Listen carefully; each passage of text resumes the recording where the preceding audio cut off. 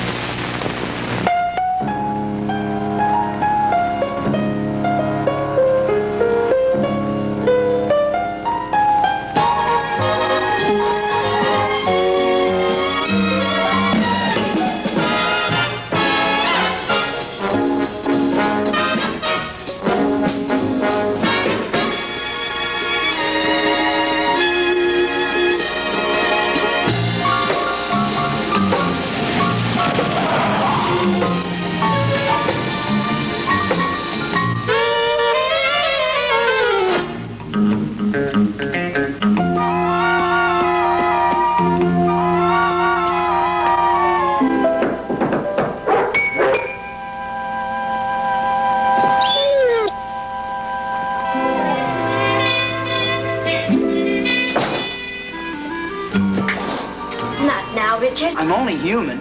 It isn't right before 6 o'clock. That's for cocktails. Kisses are good anytime. That's disgusting. Why would you want to kiss her if you don't have to? Have you ever thought of running away from home?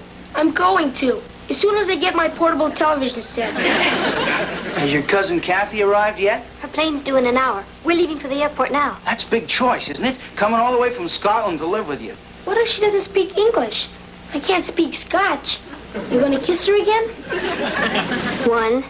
I'm going. Well, I've made my mind up, Patty. You have? I've narrowed it down to you and Sue Ellen. And I've decided to give you my pin. Oh, Richard. Well, duty calls. I've got to tell Mr. Appleby he's becoming a father. I get through at 1. I'll bring my pin by then. Crazy. I'll see you at 1. J.R. may be the publisher of the San Francisco Express, but I am still its managing editor. I am fed up with his changing my editorials. What? Yes, I know he only took out 1 word, but the word was don't. No, I don't know when I'm coming back in. For 2 cents I'd get on a plane for Tahiti and never come back. Things are improving. Last time it was Alaska we didn't go to. Mom? Dad? We better split or we're going to be late. I wonder what Kathy will be like. I'm nervous. Isn't that silly? Of course it is. She'll be wonderful.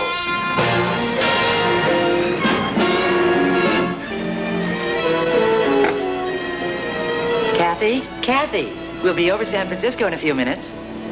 Aren't you getting excited? I think I'm going to be sick. That's just nervousness. This is the first time I've been back home since I was a baby. It seems to get me in the stomach. Where were you born, Kathy? In Boston. But I've lived abroad all my life with Father. His business is going to necessitate his traveling extensively. So we thought it would be a canny thing if I lived with his twin brother in San Francisco. He has 2 children. That sounds like fun. They're my flesh and blood, but I've never met them. Ladies and gentlemen, we ask... I'll be living with strangers in a strange country. We're coming in. You better fasten your seatbelt. Look. That's the Golden Gate Bridge in person. What's that over there? That's the freeway. There must be a million motor cars down there.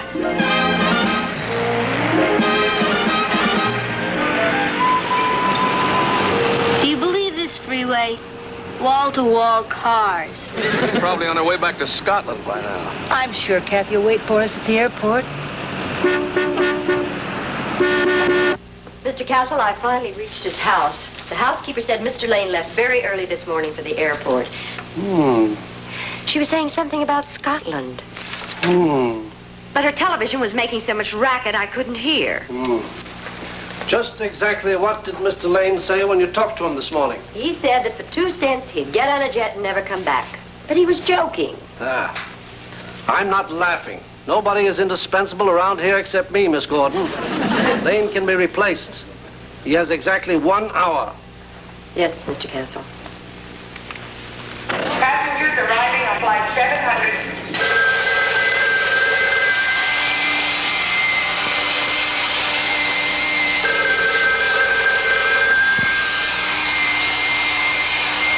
Johnny, where are you?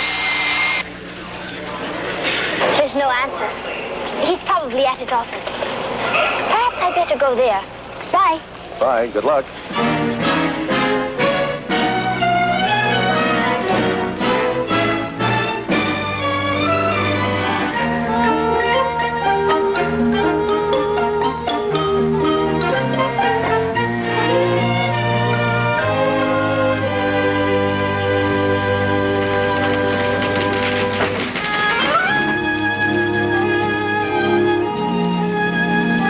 that Mr. Lane's daughter? It sure is. Mr. Castle's office. Oh, am I glad to see you. Where's your father? My father's in Glasgow.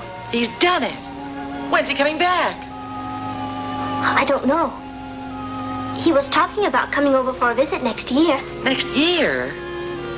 Excuse me, but I'm looking for Mr. Martin Lane. Quit? Martin Lane wouldn't quit this paper. He's indispensable and he knows it. Who said he quit? Pauline got it from the horse's mouth. His daughter, she's here. He's in Scotland. Don't be ridiculous, Miss Gordon. What would he be doing in Scotland? Probably sitting on the bonny banks of Loch Lomond fishing. Very well. If that's the way he wants it, that's the way he's going to get it. Clean out his desk and send for Albert Marcus. I'll have a word with that young lady. You, janitor. You, janitor. Take that name off the door right now. Yes, sir. And as for you, young lady, you can take a message to your father. I hope he enjoys living in Scotland. Oh, are you a friend of my father's? Well, I thought I was.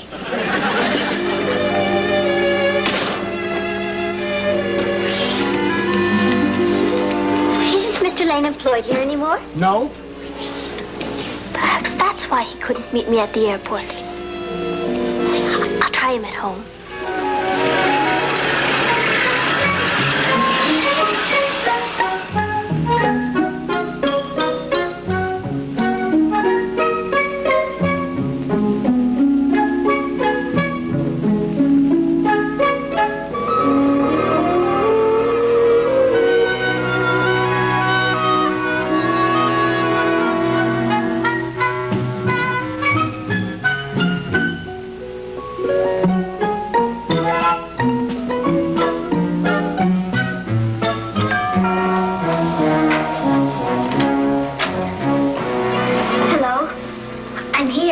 Just stand there. Go clean your room. It's a mess. Folks will be back in a minute.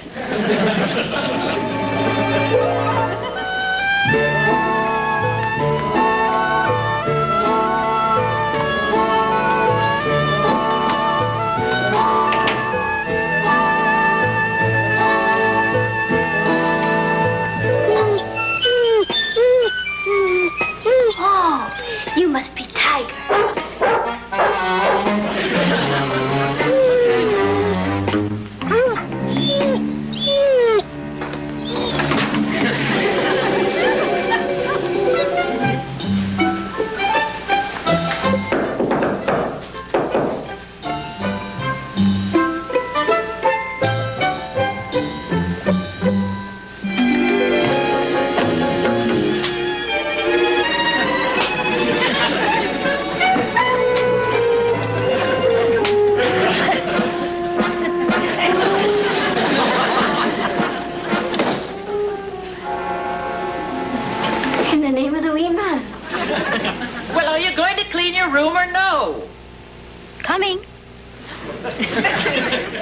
Look at the mess.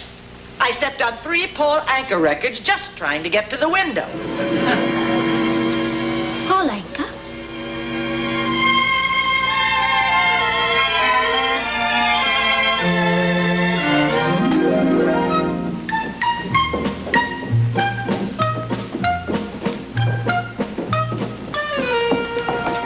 Well, if she's lost, she could have gone to the police. Maybe she did. I'll call.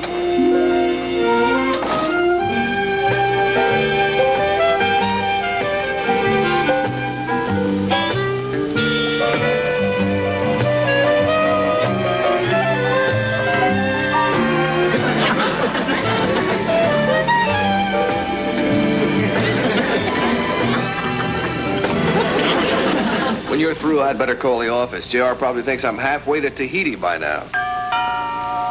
She's here! Oh, it's you. Hi, Richard. Come on in. No, thank you. I just came to give you a message from Sue Ellen. She says to tell you she is crazy about my pin. Sue Ellen? I thought he was going to pin you, dear. Yeah, so did I. I'll call the police. Never mind, dear. I'll do it.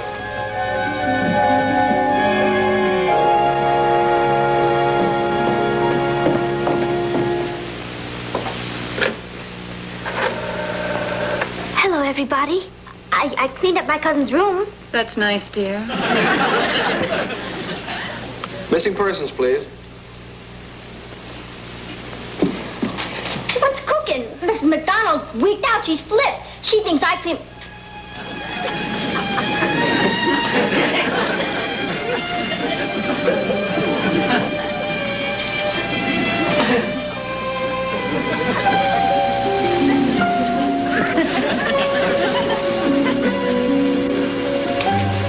Holy moly! It's me!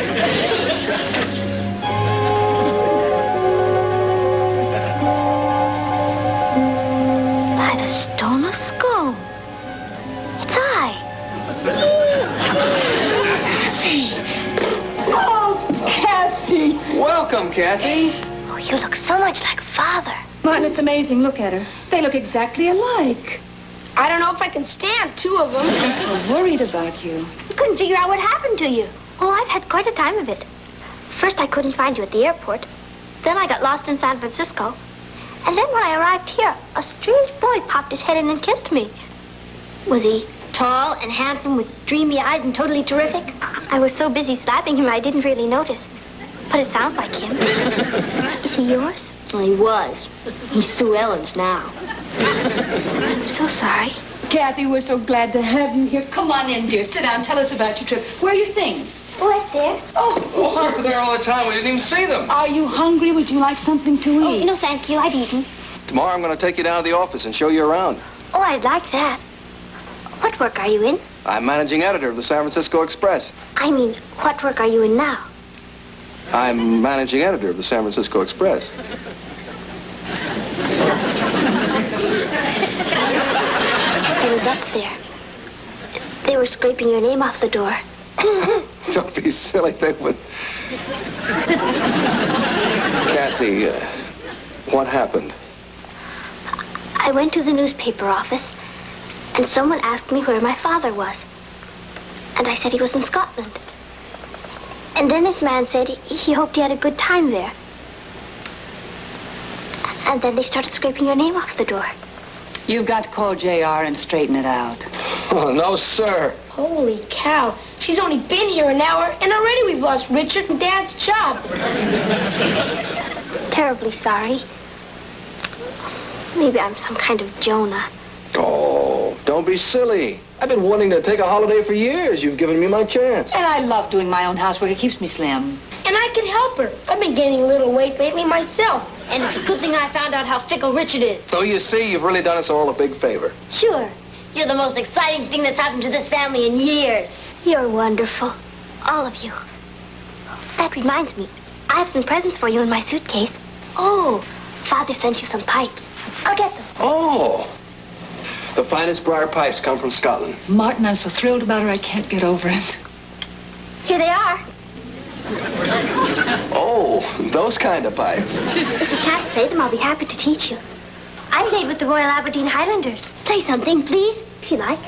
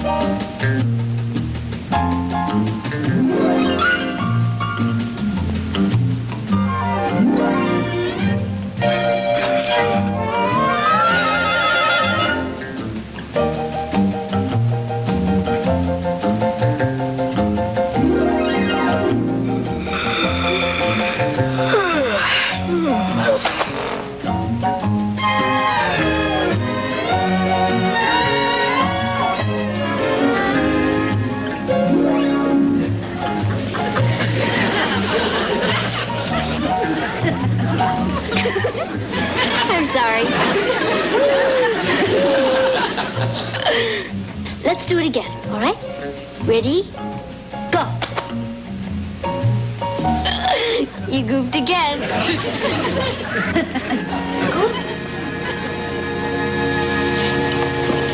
Goofed?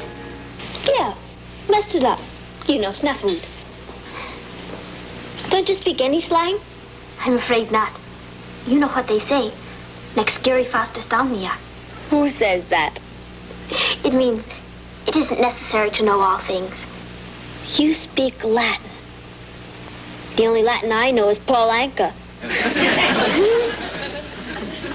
What else do you do? Do you like to dance? I like music. Father and I went to the opera quite often. As a matter of fact, the night before I left Edinburgh, we went to see Johnny Skiki. Johnny who? Gianni Schicchi. You know. Oh mio bambino caro, mi piace bello. Hold it. You lost me way back on Bambino. I'll be up to date. Give me a week and I'll have you rocking the mashed potato. How is that translated? You don't know what it means to rock the mashed potato? Guy, it's like running into somebody from another planet. I feel as though I am from another planet.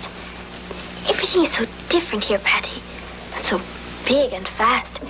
It's a bit frightening. You'll get used to it, Kathy. I don't know. I've never been away from Father before. Don't sweat it. We'll take care of you. It's Father. You see, I've always looked after him. You have? Ever since Mother died, I've been Father's secretary and hostess and general amanuensis. How is that translated? I don't know if Father can get along without me. I don't know if I can get along without him. You'll take it here, Kathy. You don't know what a gas we're going to have. Do you have any idea what a weapon we have in our hands? What do you mean? Separately, we're two girls who have a few talents. Just like anyone else. You're a brain, I like sports. You like opera, I like to dance. But together, we're really on the beam. On the beam, with it. We can be in two different places at the same time. Take prison. Teach says I'll probably flunk Latin. It's all Greek to me. But with you on the scene, I don't even have to know Latin. I'm not too hot in history, English, math, or home ec either. But Patty, that isn't honest. It is if we don't get caught. The logic of that escapes me, but the possibilities are quite interesting. Wild. Do you think we could really fool people, Patty? Let's find out. How? Any objections? Not in the least. I think I will descend below and inquire how Aunt Natalie and dear Uncle Martin are getting along.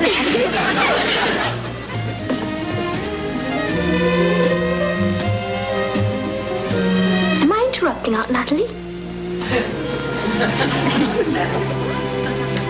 Am I interrupting, Aunt Natalie? Of course not, Kathy. We were just saying how wonderful your being here is going to be for Patty. This, as a matter of fact, she could use a steadying influence. Patty isn't as mature as you, dear. She's a little flighty. She's a three-wheeled monster. Perhaps my being here is going to be an imposition on everyone. An imposition? We've always wanted another daughter. You have? Yes. Now that we have you, well, our family's complete. Is your room comfortable? Yes, very. Well, if it isn't, you just tell us. We'll ask Patty to trade with you. Oh, no, I wouldn't think of it. Well, you remember, this is your home now. Sometimes Patty can be a little selfish. A little selfish. Anyway, if there's anything of hers that you want, you just let us know. Actually, I just came down to tell you how wonderful everything is. Excuse me.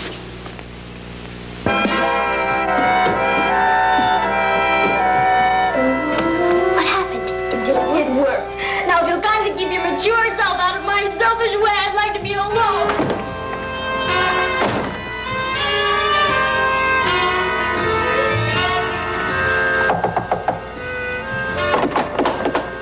Patty, did I do something to hurt hurt you?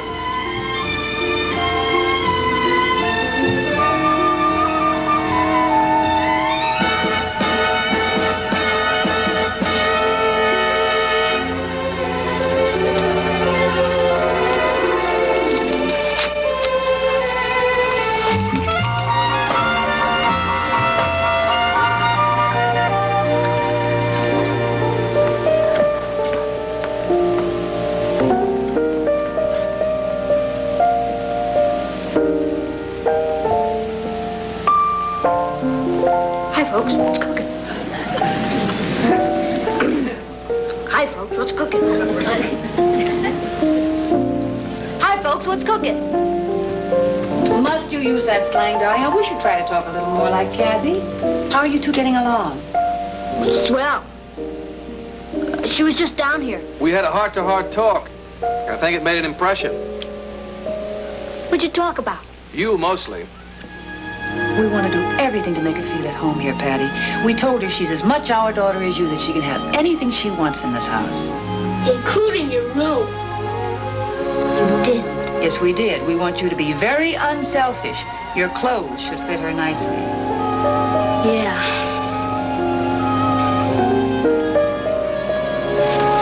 Ross, can I talk to you a second? Ross, can you stand a shock? Sure, Kathy.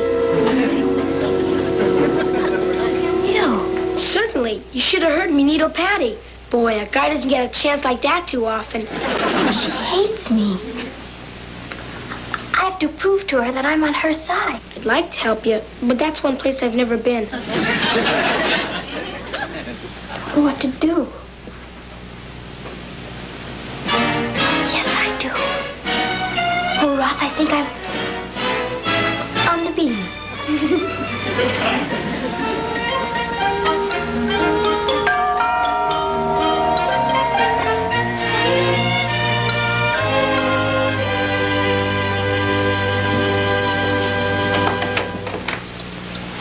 Hi, Richard. I can only stay a second. Before you split, there's something I want to say to you. Sue Ellen's very jealous. What is it? This. I'll get my pin back from Sue Ellen. Why did you clobber me? I'll show you. Yell, Patty. What? Yell, Patty. Patty? Louder. Patty! Holy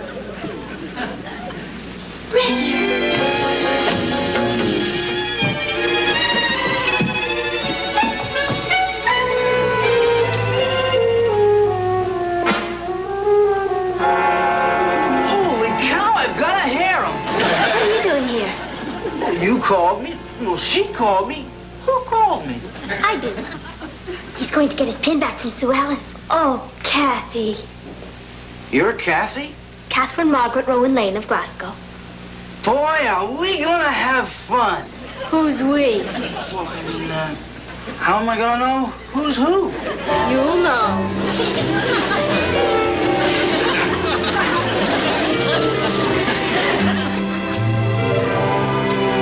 You realize this is the first time in 15 years that I've had a leisurely breakfast? And it's all because of you, Kathy. Well, it's sure nice not to have to go down to the office. I think I'll... Why don't you have another leisurely breakfast? Aren't you late for practice? I'm going. What are you girls going to do today? We're going to dress in identical clothes, fix our hair alike, and go around the neighborhood and put everyone in shock. I think I'll just take a look at the morning paper. I have a feeling this is going to be the shortest retirement on record. No, it's flat. It's flat. It has no flavor. There's something missing. Martin Lane. That traitor. He's the best managing editor in the country. Who said so? You did. And what's he doing with his talent? Fishing his life away in Scotland. And all because you made a few little changes in his editorial. Well, after all, They were his editorials. But you're the publisher. He had no right to walk out on you. Yes, he did. Martin Lane's got integrity. He belongs back on this paper. Yes, sir. Miss Gordon, I loathe amateur psychologists. Yes, Mr. Castle? Cable our correspondent in Glasgow right away. Tell him I want Martin Lane tracked down right now. Yes, Mr. Castle.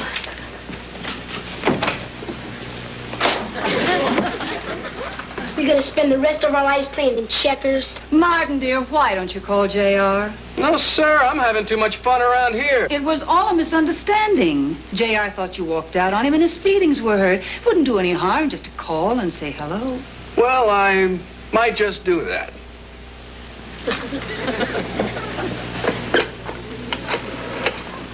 Hi, Mom.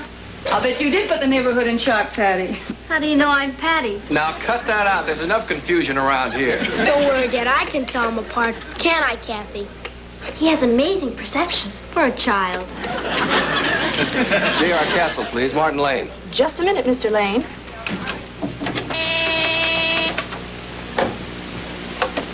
Yes. We've got Martin Lane.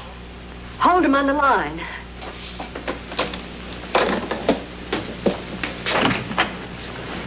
We've got Martin Lane in Scotland. Hello, Martin. Can you hear me? Yes, I can hear you, J.R. Sorry to disturb you in the middle of the night this way. In the middle of the... How are things over there? Fine. How are things over there? They're fine over here, too. Just fine. How long a vacation are you planning to take? Vacation. Now, wait a minute. Now, I don't want you to be stubborn, Martin. I need you back. The paper needs you. What about my editorials? Well, we'll discuss that when you return from Scotland. How soon can you get back? He thinks I'm in Scotland. Well, I don't know, J.R. It's beautiful country over here. The heather's in season, and,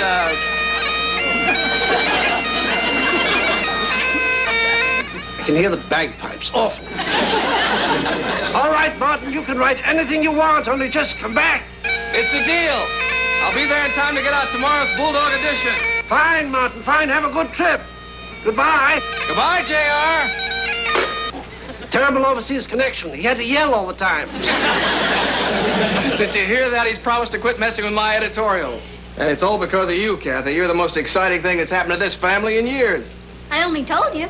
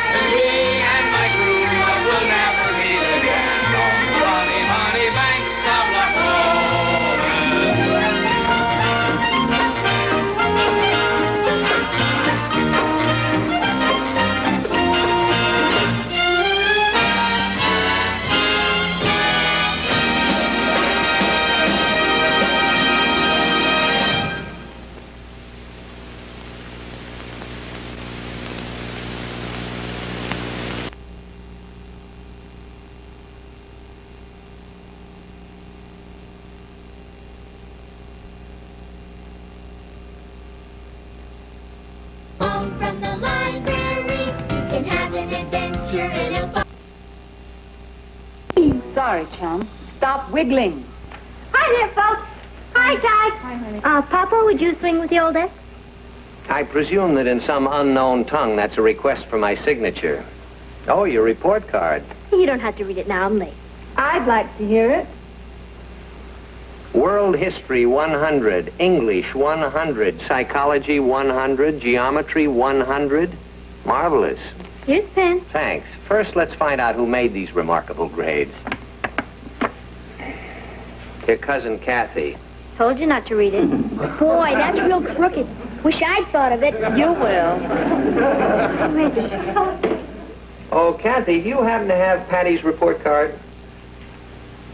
Why, It's all right. I'm a loser. I'd like to hear that one, too. Well, there's more like it. All 70s, except for French, in which you got a 65. That's my French teacher's fault. She's not good at French? Her mind was on other things. She just quit to get married. Patty, let's get something straight. If you weren't capable of getting a better report card, I wouldn't expect it of you. But you are, and I do. If you were graded in boys and telephone, you'd be at the top of your class. There are other things in life. Name one. Books, for instance. And isn't 65 flunking? Oui. But French is a moth-eaten drag. I mean, it'd be different if I were going to marry some Frenchman and have to speak French. But I'll probably make the big splash with Richard someday. Then you won't even have to speak English. There's my monster now. Bye. Kathy, see if you can't rub off on her a little bit. I'll try, Uncle Martin. Bye. For heaven's sake, don't let her rub off on you. Wait for me! I think with Kathy here from Europe, Patty would mature a little faster. Haven't you heard, darling, girls are influenced by boys? Bye. Meet Kathy, who's lived most everywhere, from Zanzibar to Berkeley Square. But Patty's only seen the sights a girl can see from Brooklyn Heights. What a crazy pair! But they're cousins, identical cousins all the way. One pair of matching bouquets, different as night and day. Where Kathy adores a minuet, the ballet russe, and crepe Suzette. Our Patty loves to rock and roll, a hot dog makes her lose control. What a wild duet, still they're cousins, identical cousins, and you find they laugh alike, they walk alike, at times they even talk alike. You can lose your mind when cousins are two of a kind. Good morning, Dad. Here we go with the French bit again. I'll be glad when I can flunk and get it over with. I know what you mean. As far as I'm concerned, I'm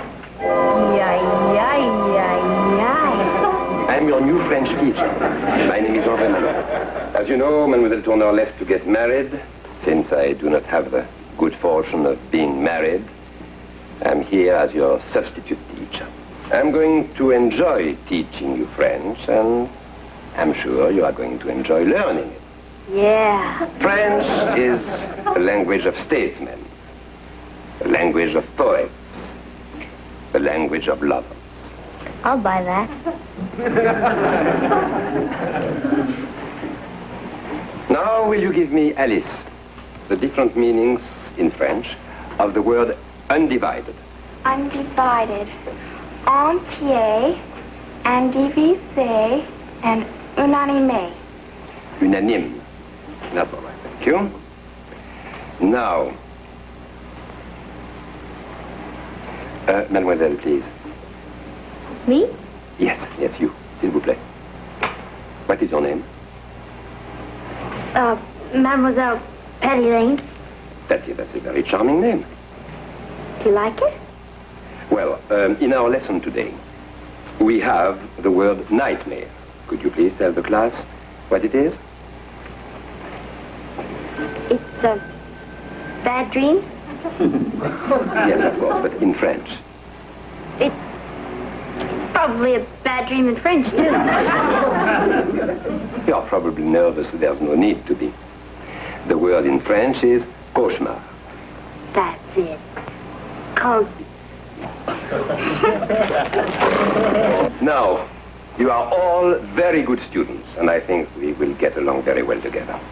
If you will turn in your homework before you leave, please.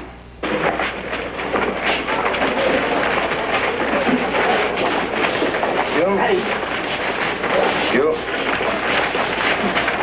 Mademoiselle Lane, don't you want to turn in your homework? I'd love to, but I didn't do it. Why? Don't you like French? Oh, I do. I think it's a beautiful language. All sensitive people think so. Of all the romantic languages, it is the softest and the most expressive. There are things that can be said in French and can be said in no other language. I'm sure there are. Betty, I would like you to do me a favor. Anything. I would like you to be my test case. Your test case? What you Americans call guinea pig. I'd love to be your guinea pig. Now, I understand your French grade is 65, no? Yes. Well, I would be very unhappy if you failed in French. I would take it as a reflection on the French language. As a matter of fact, if a girl as intelligent as you wouldn't have a mark of 100, it would make me feel that I failed you. Please, do not let me fail you. Oh, I won't. Thank you.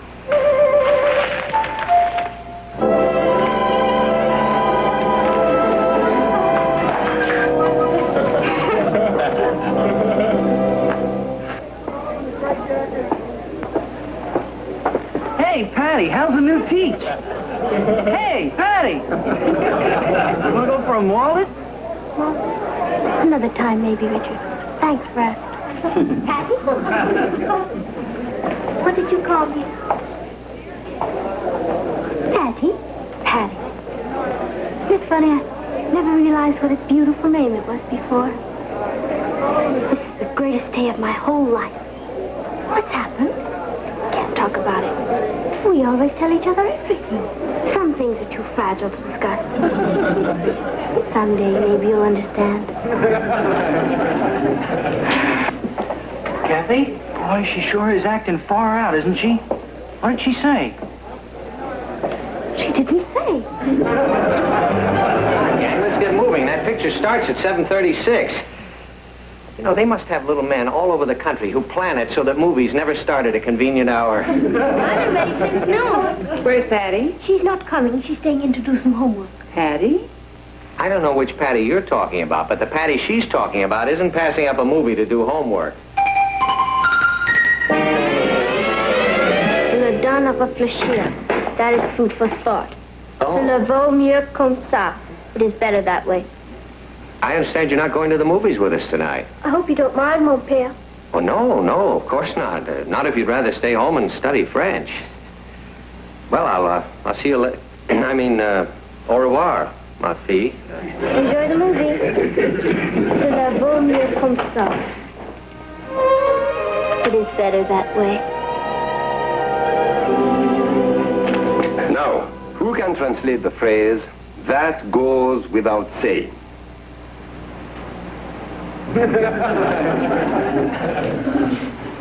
Patty.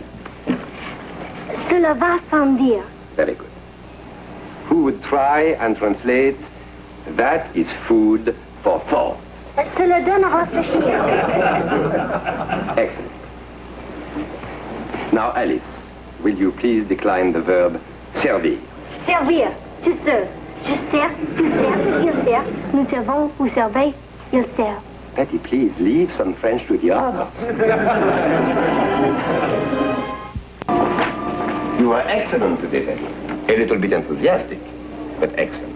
Thank you. Here's my homework for today. Thank you. And here's my homework for the rest of the week. You are very ambitious. And here's my homework for next week. Cuckoo. I wouldn't want to let you down. I appreciate that, Patty. Ever. I'll bet you miss Paris. Very much. Have you ever been there? I've never been farther than Staten Island. Well, if you ever go there, you must allow me to show it to you. Do you mean it? Of course. I'll be delighted. I know all the enchanted places. There's a little square near the Bois de Boulogne that is filled with chestnut trees. And there's a bakery in the corner, and you can smell hot brioche blocks away. We used to walk there on spring mornings. We? Yes, Louise and I. Louise was my fiancée. What? Yeah, we had a quarrel. So I came to America alone. Oh, that's too bad. She was very lovely. How lonely you must be. That's why I enjoy teaching. It's less lonely when I'm around you. I know how you feel. Beautiful. I cannot tell you how happy you make me. Oh? It's perfect. It's exactly what I knew would happen the first day we talked.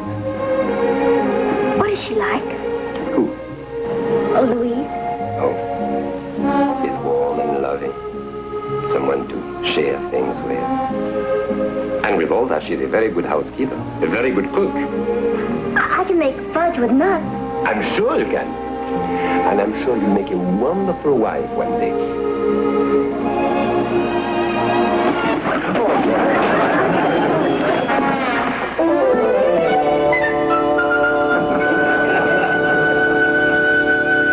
Good morning, dear. Morning. Feeling better?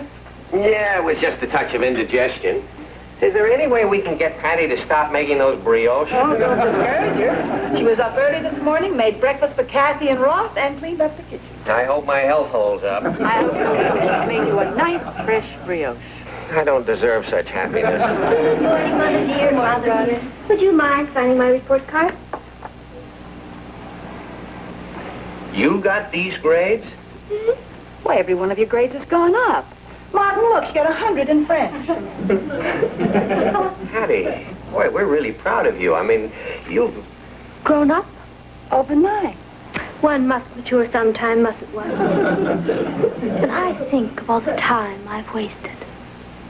But there's no point in crying over lait perdu. That's spilt milk. In French. I'd better get started for school. Isn't Richard picking you up? That's all over, Mother. Have you ever noticed how young poor Richard is? Would you mind if I had someone from school to dinner one night? Of course not, dear. Who is he? His name is Andre. Andre Malone. Goodbye, my darling. Goodbye, my darling. Andre Malone. Where was he when we needed him? He must be in Newport.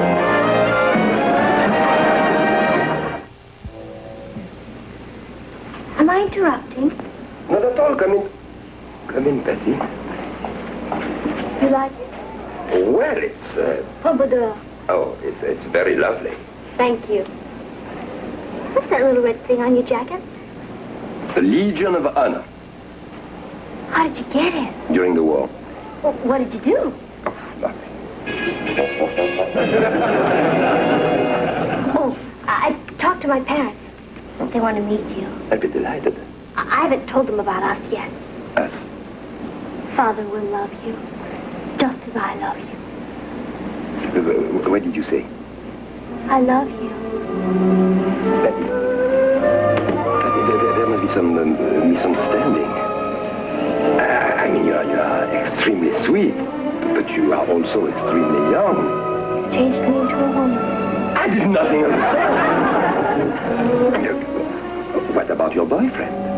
Richard? You don't have to worry about him. I gave him up the day I met you. The day you asked me to be your guinea pig. I meant in French. Au revoir, mon cher. Au revoir.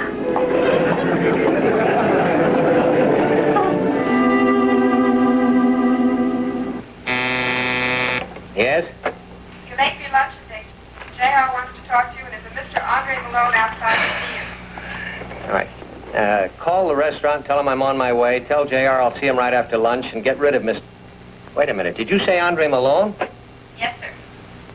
The miracle worker. Got to meet that boy. Send him in. Yes, sir. How are you, sir? My name is Andre Malone. Mr. Malone? Where's your son? Andre Jr., Patty's new boyfriend. There's only Andre Senior. I am Patty's French teacher. You mean that you and my underage daughter... Oh, no. Until this morning, I had no idea Patty was romantically interested in me.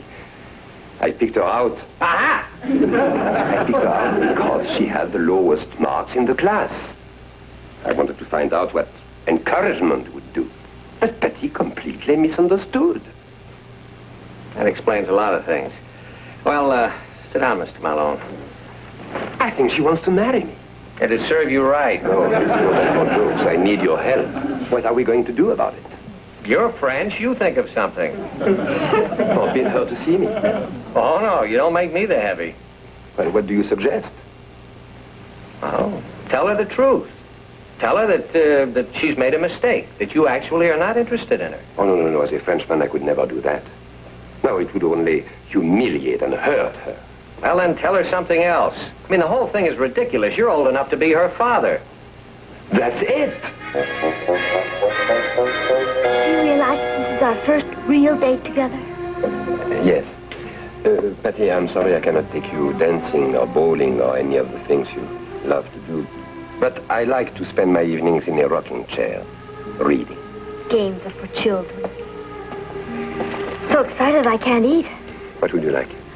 Shrimp cocktail, tenderloin steak, baked potato with sour cream, salad, and strawberry shortcake. A glass of hot milk and some crackers for me. You must be excited, too. The French digestive systems are terrible. I'm learning to cook all your favorite dishes. Well, you can heat my milk.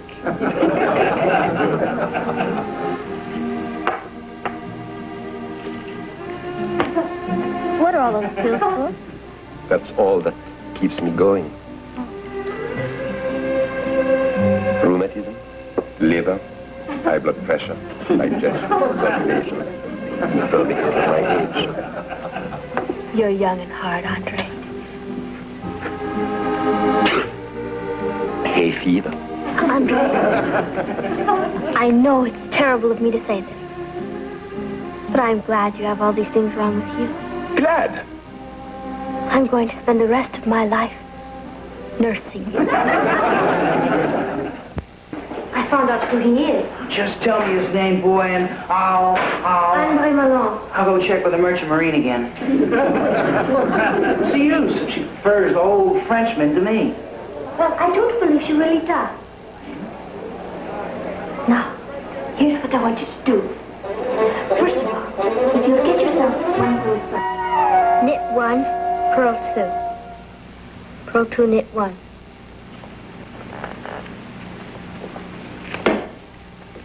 How is Andre? He's very sick. You think he's sick? Look at this. Star quarterback suspended from football team. Richard Harrison dropped on eve of game with Lakeview. They can't take Richard out of the game. He's a star. He was the star. How could this happen?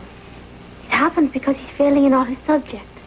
Mr. Edwards, the principal, offered to let Richard take makeup tests, and he refused. He's even trying to enlist in the Merchant Marines. Richard? He gets seasick. He doesn't care about anything anymore. And it's all because of you. Me? Have you any idea what you've done to him? You have taken a boy who was a football star, president of his class, a scholar, and you've turned him into an empty shell. I did all that? Why didn't you tell me before? You wouldn't let me. He said you wouldn't be interested. Not interested? How can you ruin a person's life and not be interested? I've destroyed him. I wonder who that could be. All right, mates. Richard.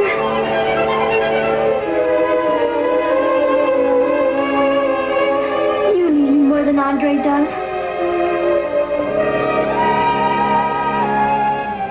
Richard! Are you throwing me over for Richard? I can't ruin his life. He was ready to destroy himself. But... I see. Well, I'll be broken-hearted for a while, of course. And you'll be careful of your diet? Oh, don't worry about me. Manage. Thank you, Andre. I shall never forget you. Your Richard is a very lucky young man. Yes, he is. He's back on the football team. Oh, Maybe you could make up with Louise. that's a wonderful idea. She's a great deal like you. In a vintage model. Well, c'est la vie.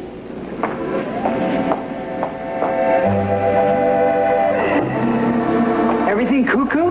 Yeah, he'll be heartbroken for a while, but he'll get over it. How about a more? Let's split. Ouch! Sorry, chum. Stop wiggling. Hi, Ty. I need a doodle from the Speaker of the House. I presume the English translation of that is you'd like my signature? You cut it. I was just lucky. French 65. Yeah, I'm sorry about that, Dad. Never mind. I mean, it's not as though you were going to marry a Frenchman or anything.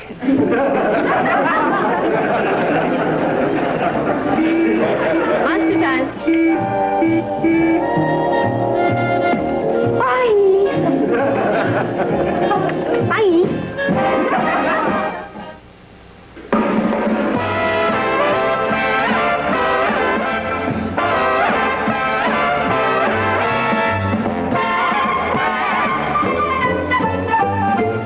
Here's Kathy, who's lived most everywhere, from Zanzibar to Berkeley Square. But Patty's only seen the sights a girl can see from Brooklyn Heights. What a crazy pair.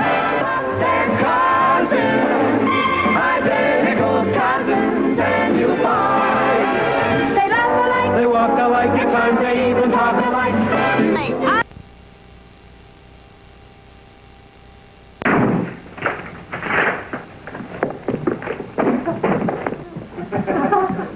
Expecting an Indian raid? Are you in some kind of trouble, huh? Boy, am I. You will send your gambling debts and the syndicates after you. Don't open the door. How are we going to find out who it is if we don't open the door? I know who it is. It's a girl. Oh, what does she want? Don't ask.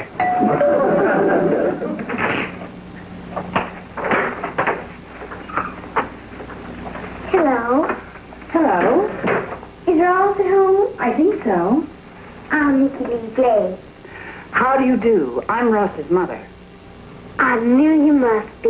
You have the same warm eyes. Ross? What?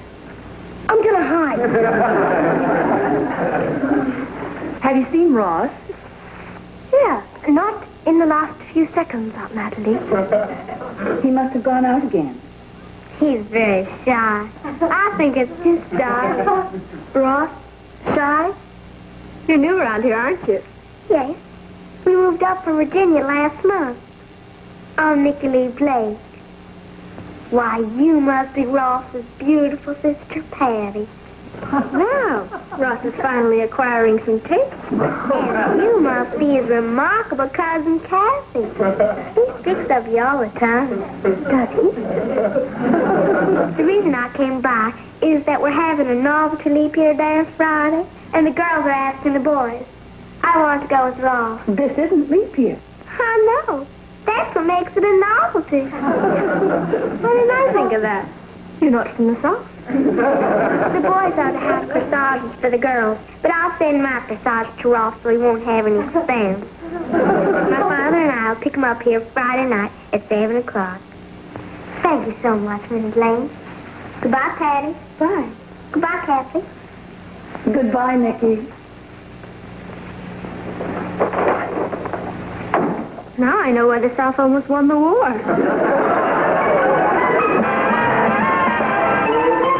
Meet Kathy, who's lived most everywhere, from Zanzibar to Berkeley Square. But Patty's only seen the sights a girl can see from Brooklyn Heights.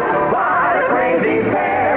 But they're cousins, identical cousins all the way. One pair of matching bouquets, different as night and day. Where Kathy adores a minuet, the ballet roots, and crepe Suzette. Our Patty loves to rock and roll, a hot dog makes her lose control. What a wild duet, still they're cousins, identical cousins, and you find they laugh alike, they walk alike, at times they even talk alike. You can lose your mind when cousins are two of a kind. Ross, what are you doing behind the piano? Eavesdropping. Mom, you don't know what I've been going through. She follows me everywhere and she keeps bringing me all kinds of presents. I'm the laughing stock of PSA. Come on, Champ, I'll play you a game of darts. All right. Hello? Yes, this is Mrs. Lane. Oh, hello, Mrs. Blake. Yes, Nikki Lee just left. The dance Friday night? Well, I'm afraid Ross doesn't... Charity dance? A charity dance for orphan children. The school is sponsoring it? Well, of course, Ross would be delighted to go. Well, that'll be fine. Friday night at 7. Thank you for calling. Goodbye. Mom, what have you done to me? I had to accept, darling. Why would you want to do that to me? I'm your only son. It's for a very worthy cause. I won't go. Oh, you're being silly about this. Of course you'll go.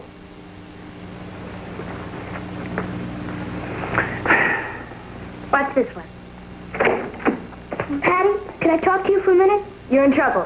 You robbed the bank, the police are out on your trail, and you want me to hide you out. You did here, officer! I want you to talk to Mom and get me out of the dance Friday. You mean that's really bugging you? You're afraid. Afraid of a little girl. Boy, I've waited a long time for this. You mean you aren't going to help me? Help you? Do you remember the summer you sold mimeographed copies of my diary? The time you entertained my boyfriends by showing them baby pictures of me on a bearskin rug? And you're coming to me for help? Ha ha ha! Okay, never mind.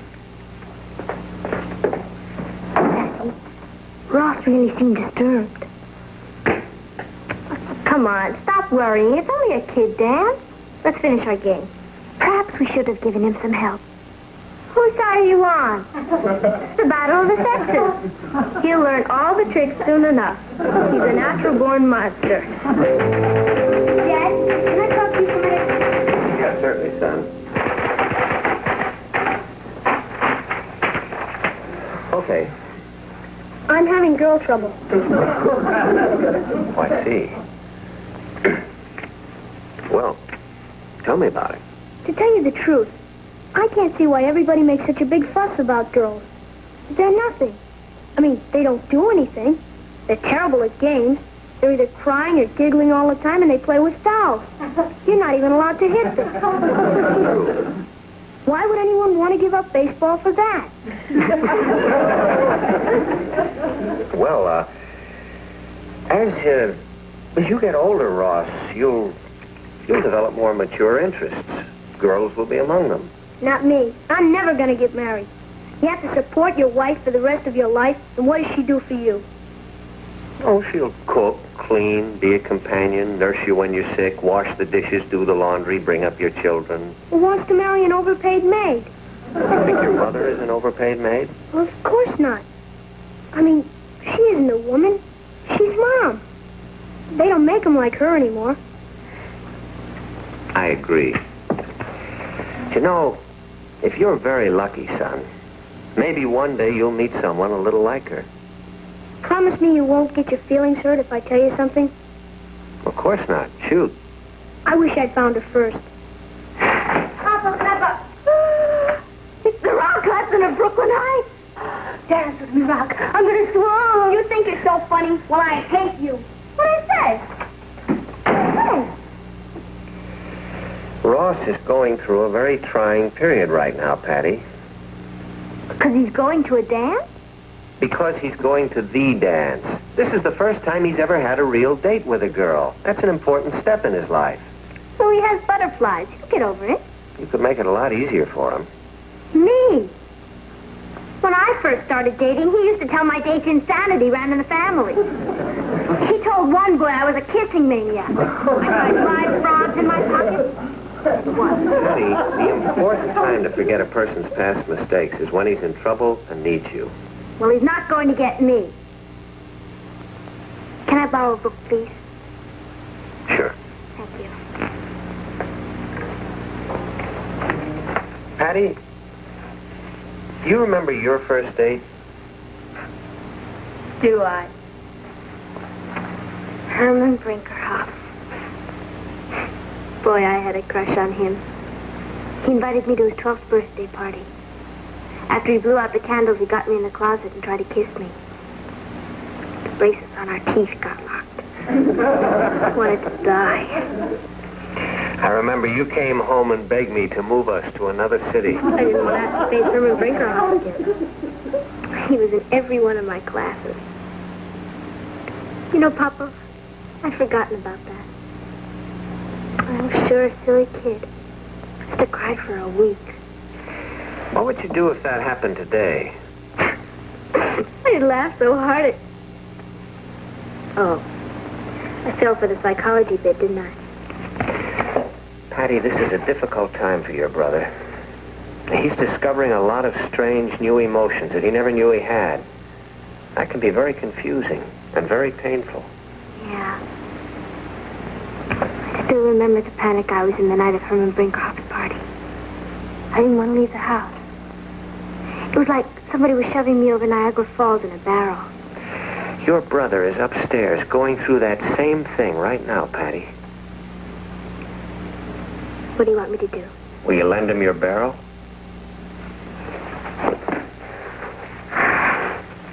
He doesn't deserve you. Neither do I. Oh. Well, if he has to go over the falls, I guess we might as well see that he has a comfortable ride.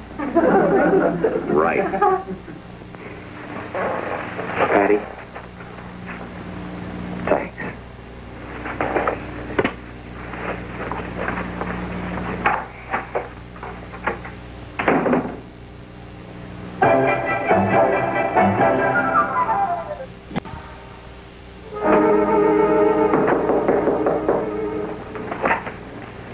Who is it? Me. Go away. I want to talk to you. Leave me alone. I'm sick. Please open the door, Rob.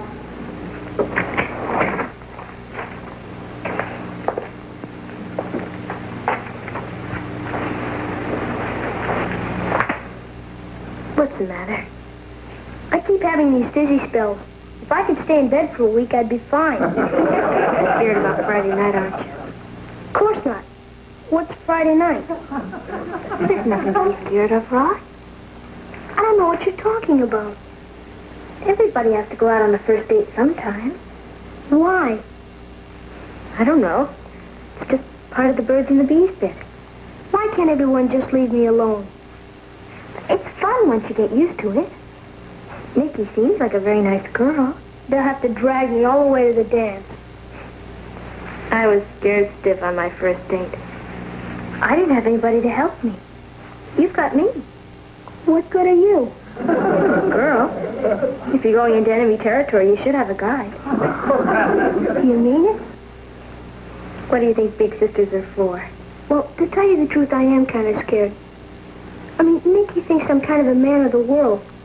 And actually, I haven't had much experience with girls. I won't know what to do with her. It's simple. You'll dance, and you'll talk. Can you dance? No. Can you talk? No. That's hopeless. What do you mean, hopeless? Before you can count 1, 2, 3, you'll be acting like Cary Grant. 1, 2, 3. 1, 2, 3. Good, you've got it. You're a natural born dancer. But I only know that one step. Am I going to stand there all night and do that step? You won't be dancing all night. You eat and talk. I know how to eat. But what'll I talk about to old Nicky Lee Blake? The first thing you have to do is stop thinking of her as old Nicky Lee Blake. She's a very cute little girl. And she likes you. Okay, let's practice conversation, okay? Kathy, you go out and be Nicky. All right. Here we are at the dance, and here's pretty little Nicky. Hello, Ross. Hi, Kathy. I'm Nicky Lee. Oh, sorry. Oh, that'll sweep her off her feet. Can you put a little more enthusiasm into it? Hi. It certainly is a nice party, isn't it? Yeah. I love to dance, don't you? Yeah. Have you lived here all your life? Yeah. Did I do something wrong? Well, you're laying there like a lump of wet concrete. Have you got anything to talk about? It's no use. I'm not a ladies' man. Now, let's try it again. the big secret in being popular is to make a date feel you're interested. Okay? Now, ask questions. Go ahead. Say, what do you think of the Mets this year? I thought you'd try a more general question. What kind of ice cream do you like? Maybe we could get a doctor's certificate saying you're sick. Okay, come on, we'll try it again.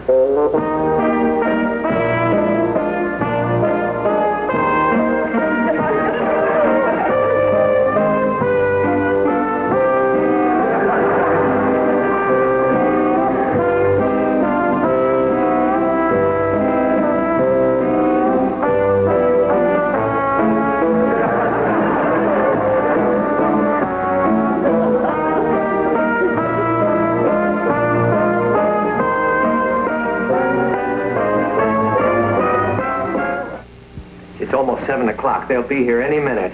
Ross must be up in his room. We better go get him. Ross! Come on! It's time to go! Ross! Ross! The crazy mixed up kids run away.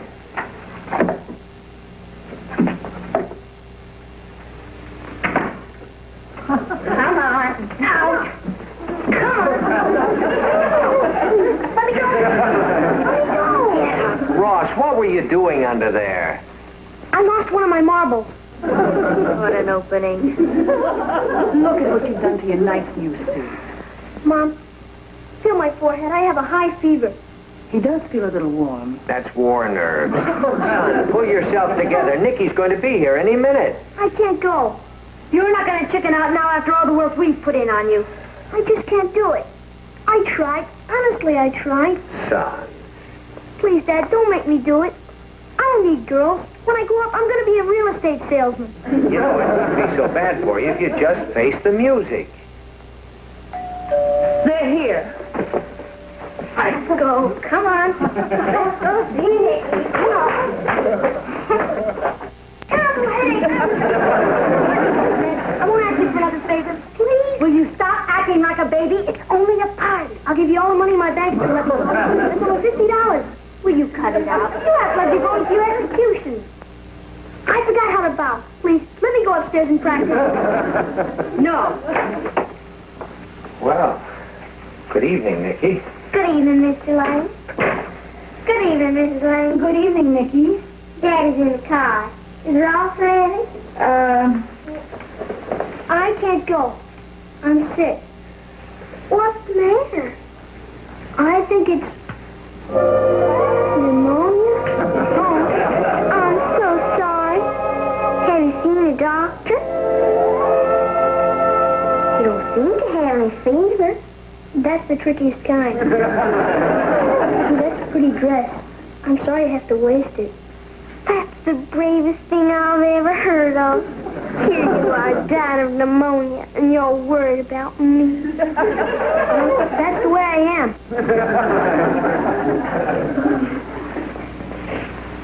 I used to get colds when I was younger. I had one after another. They stopped when I had my tonsils out. I had my tonsils out, too. They gave me ether. Really? I had ether, too. I was a terrible coward about it. You must have been very brave. I guess so. It's different with a man. I'll bet I ate 10 quarts of ice cream after I woke up. Did you really? I like ice cream, too. What's your favorite kind? Strawberry. You got my cut size. Yeah. Thanks. Gee, I'm awfully sorry about the dance, Nicky. To tell you the truth, I'm a terrible dancer. I'm probably the worst dancer in Virginia. Anyway, I like just talking to you. You're the most fascinating boy I've ever known. Me? Fascinating? Oh, yeah. Well, I feel better now. I guess Nicky and I will be going to the dance. Well, that's fine, son. Have a good time now, son. Thanks. You know how these old dances are. Have Ross show you some of the new steps he knows. What new steps? Oh, just some of the very newest dances I picked up. I'll teach you if you're interested. I love to. Well, shall we go, Nick? We'll probably be late. Don't wait up. Good night, everyone.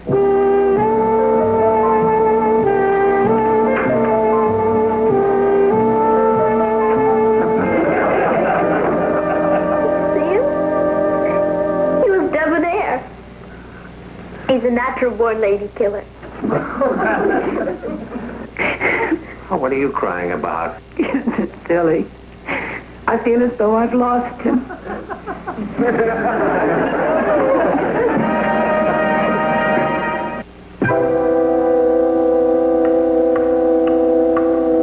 That dance can't still be going on. They said he'd be home by 10 o'clock. Something must have happened to him. Martin, it's 5 minutes to 10. Oh. Well, my watch is fast. Too nervous. He's here! He's here! Martin, let's not all descend on him like a bunch of mother hens. What are you talking about? I was just going to bed. Night, girls. Night, Papa. Good night, Uncle Martin.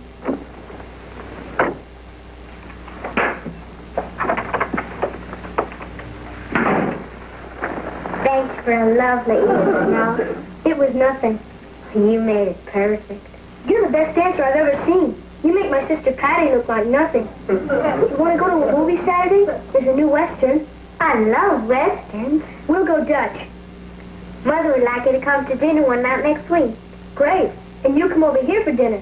Do you believe it? Well, Father's waiting. Good night, Ross. Good night, Nicky.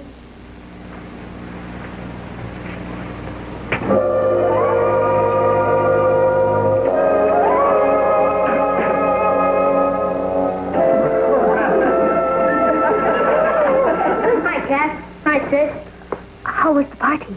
Okay. You know how dances are. You've been to one, you've been to them all. She's okay, I guess. I see. Well, I'm gonna hit the sack. Good night, Kathy. Good night, Ross.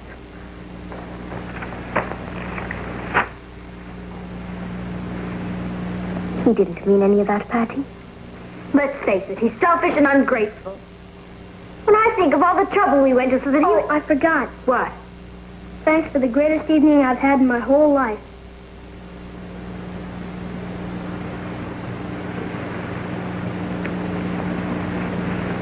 Good night, Ross.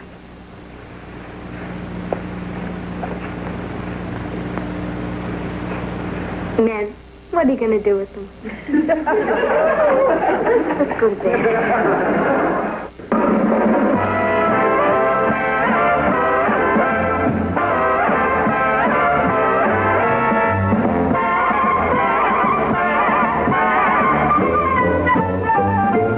Here's Kathy, who's lived most everywhere, from Zanzibar to Berkeley Square. But Patty's only seen the sights a girl can see from Brooklyn Heights. What a crazy pair!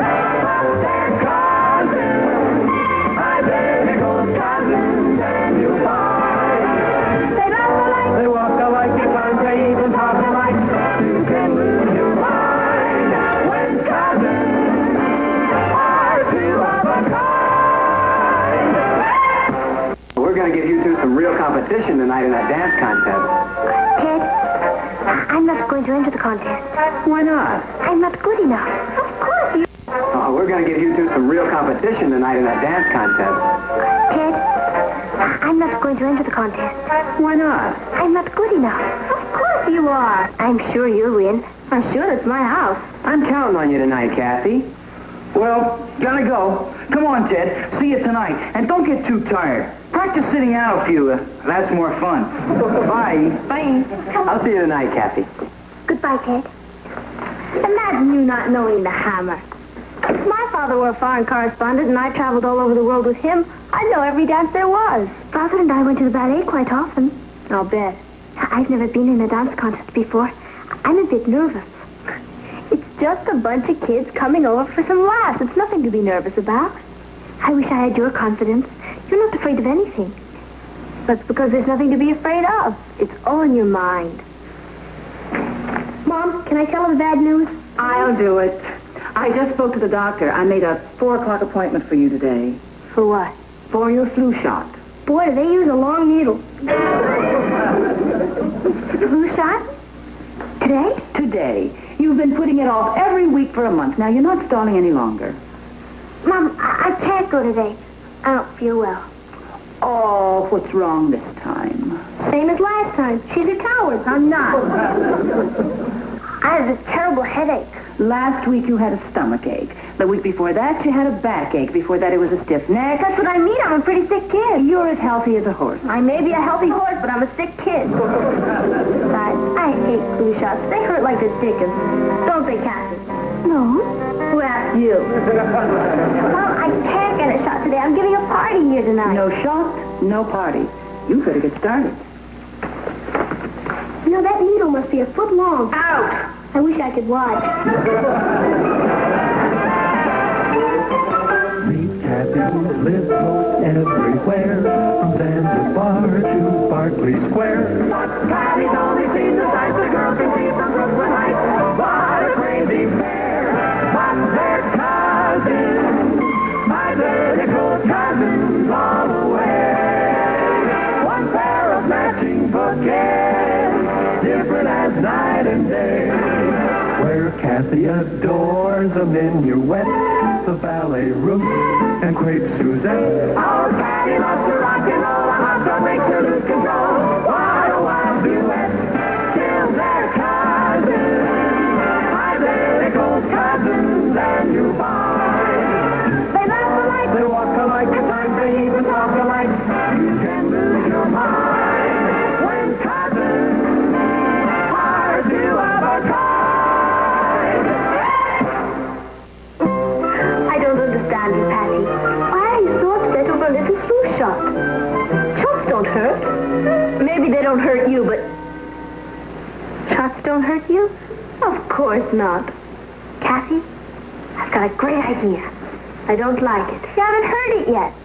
All I want you to do is go to the doctor and get the shot in my place. I mean, because we look alike, the doctor won't know the difference, and he'll give me the shot thinking I'm you? Yeah, it's a wonderful idea. And it will work, too. Except for one little thing. What? I won't do it. How can you turn down a blood relative? I've already had my flu shot. And besides, my taking your shot isn't going to immunize you. You should take the shot. It will keep you healthy. I don't want to be healthy. I'm a sick kid and I want to stay that way.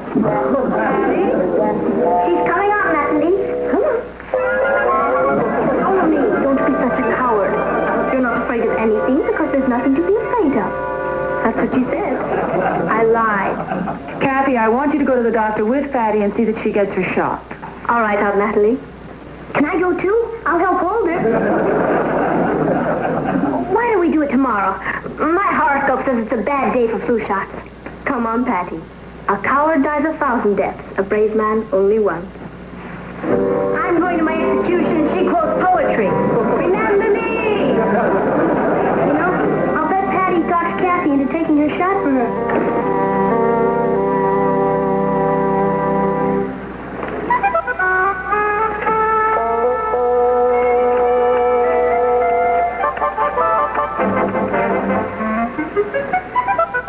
Dr. Williams, please. This is Natalie Lane.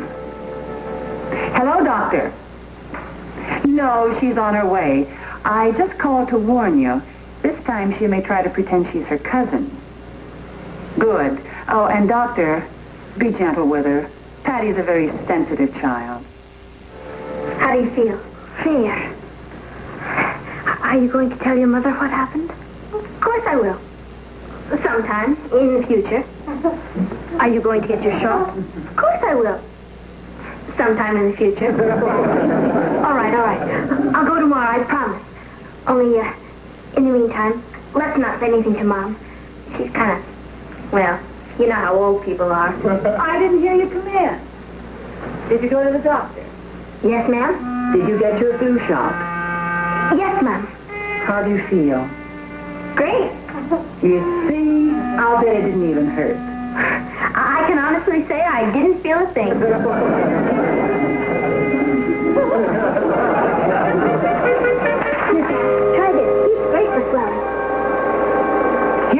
right, dear. I ironed it into... Why haven't you two started to get ready yet? Your guests will be arriving soon. Kathy, what's the matter with your arm? Nothing, Aunt Natalie. Well, then why do you got a hot Mom. I have a confession to make. I didn't get that shot. Kathy did. What? It was an accident. I went in to tell the doctor that Patty was there. And he thought I was Patty. And before I knew it... Ouch! Oh, you poor baby. I'm fine, really. No, you stay in bed. But I have to get dressed for the party. I'm afraid there's not going to be any party for you tonight. I'm going to go call Dr. Williams. Patty.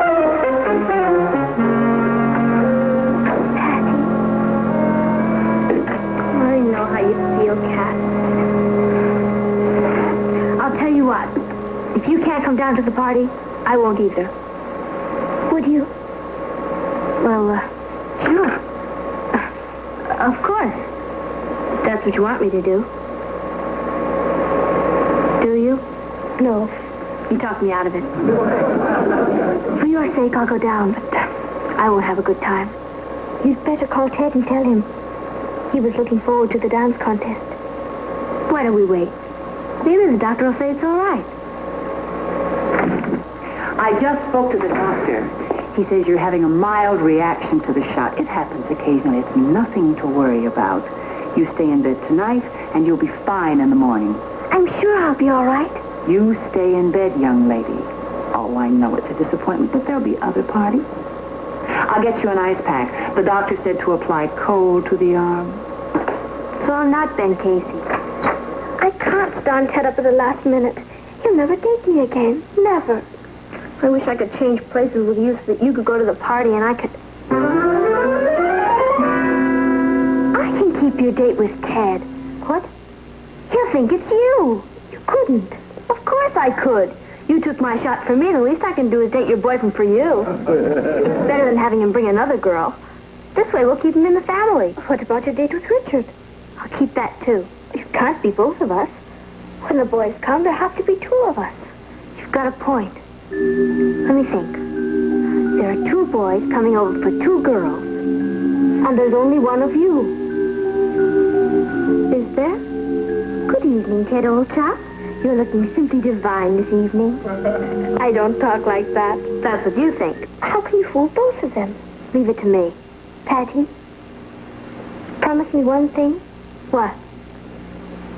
You can kiss your date, but not mine. Promise? Promise. Gee, I hope I don't get confused.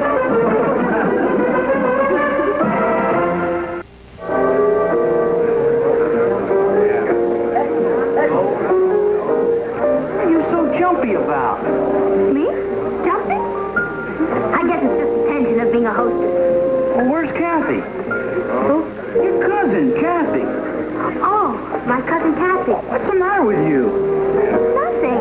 She's in the kitchen helping Margaret with the sandwich. Is everyone here, Patty? Now they are. Excuse me, miss.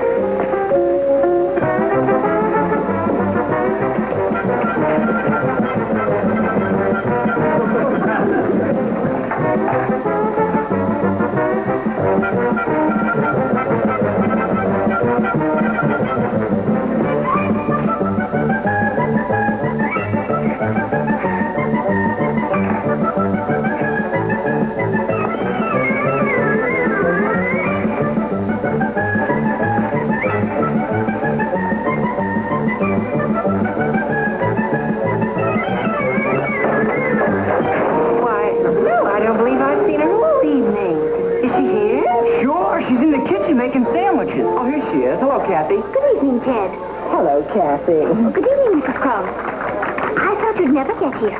I had to run an errand for my parents. We haven't seen you all evening, Kathy. I understand you've been helping in the kitchen. Yes, ma'am.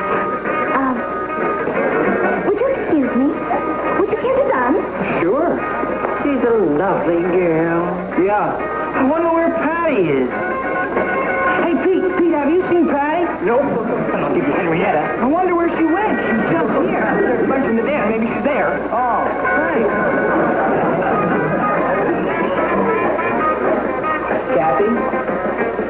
Kathy? Oh, yes, Ted. I'm really looking forward to the dance contest. Are Patty is. Well, aren't you? Oh, certainly. Only, Patty and Richard are so good, I don't think we stand a chance. Oh, don't sell yourself short. You're much more graceful than Patty. That's so. Patty is a natural-born dancer. Well, she could use some of your modesty. That's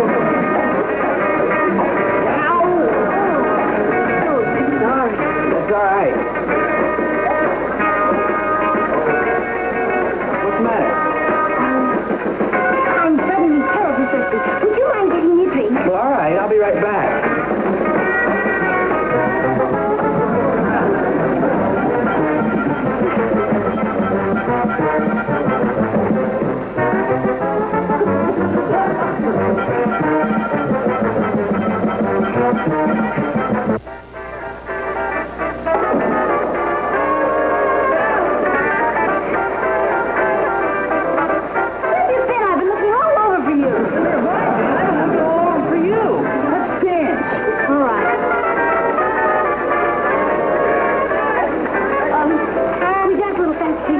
If you say so. Is this fast enough? Hey, Patty, have you seen Kathy? Oh, hi there, Pedro. I think she's in the hall. Thanks. She's thirsty. What are you stopping for? Excuse me, Richard, I have to powder my nose. In the middle of a dance? I can't wait, it's very shiny.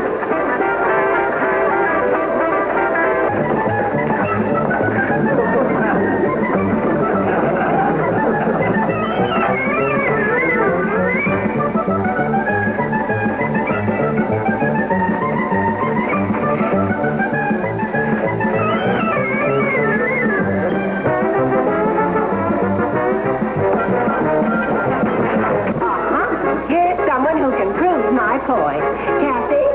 Yes, Mrs. Combs? You've been in Scotland, haven't you? Me? Sure, lots of times. Did you see the Moors there? Oh, the Moors? Yes. What are they like? I love them, especially Mr. Moore.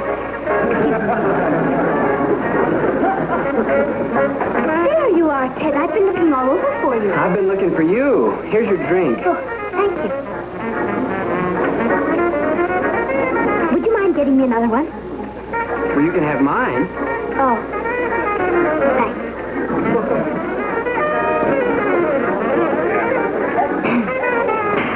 My, that was good. Can may I have another one? Well, can't we sort of be together for a little while? I think it might be a good idea if we mingle.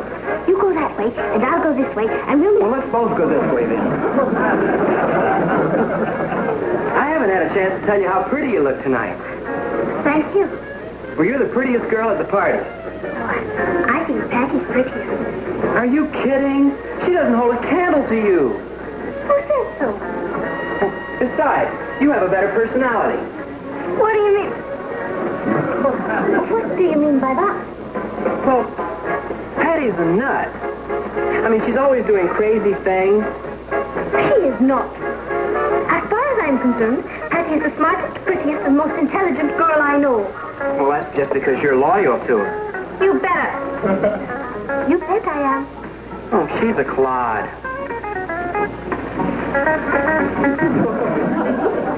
Well, anyway, I don't want to talk about Patty. Let's talk about us. Let's not get... Excuse me, I wasn't kissing him. He was kissing me. Well, you don't have to explain to me, Kathy. You're not my girl. Patty is. Do me a favor, will you? And get Patty out of the powder room. I've heard of shiny noses, but this is ridiculous. I want to dance. Yes, Richard. Certainly, Richard. Excuse me. Well, wait a minute. I want to dance, too. All right. I promise you the next dance. I'll be right back. Oh, boy.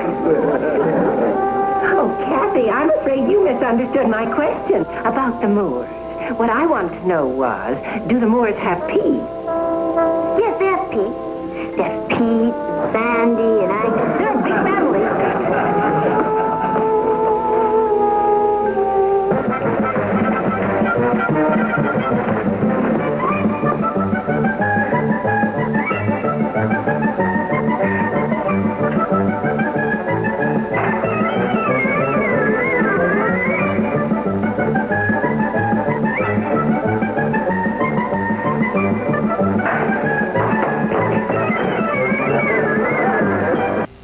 wanted me. It's about time. I might as well have stayed home. I'm sorry. I got to talking to some of the girls. The boys and girls. We're now going to have the dance contest. Prizes will be awarded to the boy and girl who, in the opinion of the judge, me, gives the best interpretation of the hammer.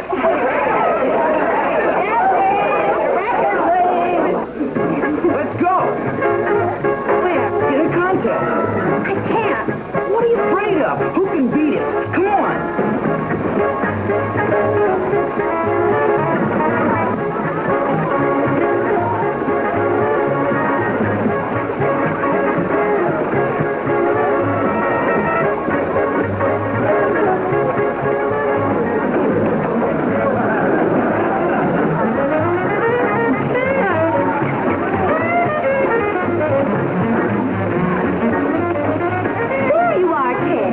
You're hard to keep track of. Good. I mean, I wouldn't want to be underfoot all the time. Well, let's go. What are you doing? We almost missed the dance contest. I can't enter the contest with you. You just did. Don't worry, we're going to win.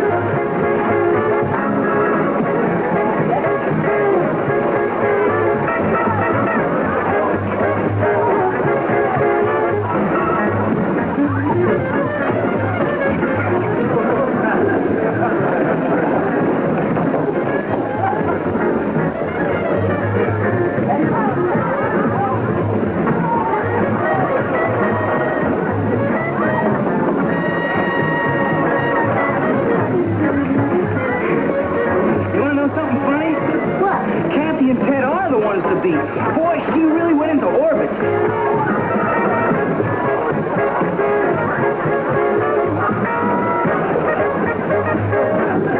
I told you they were the ones to beat.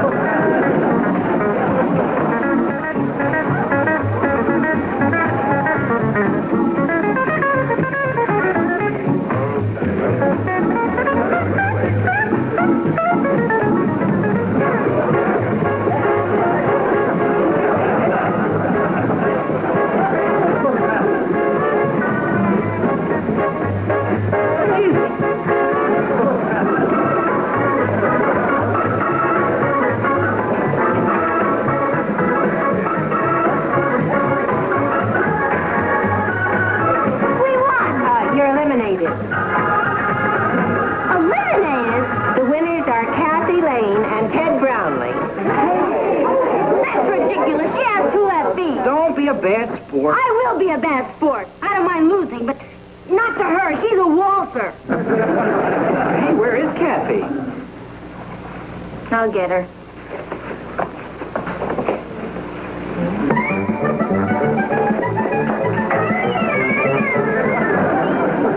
Kathy, we won. I don't deserve to win. Patty's 10 times as good. We won it. What are you arguing about? I just want to see justice done. Gee, I'm sorry, Rich. It's Patty. It's Kathy. I ought to know. She's my date. I guess I ought to know my girlfriend. Tell them who you are. I'm Patsy. I'm Patty. Stop clowning around. Come on, I want to talk to you. Let go of my date. She's my date. Mine. Wait a minute, fellas. Wait a minute. I can explain. It's all very simple. Not really simple. You see, I went to get a flu shot, and Kathy got it instead, and she got sick, and I'm not feeling too good myself. No, wait a minute. Hey,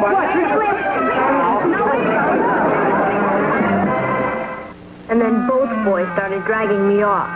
It must have been a terrible experience. Oh, it was.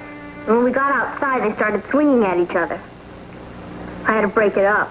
Finally, I explained, but I get it. Hello. Hello, Kathy. Hi, Kathy. Hey, Patty told me you were sick last night. How do you feel now? Oh, I'm much better, thank you. Where's Patty? She's inside.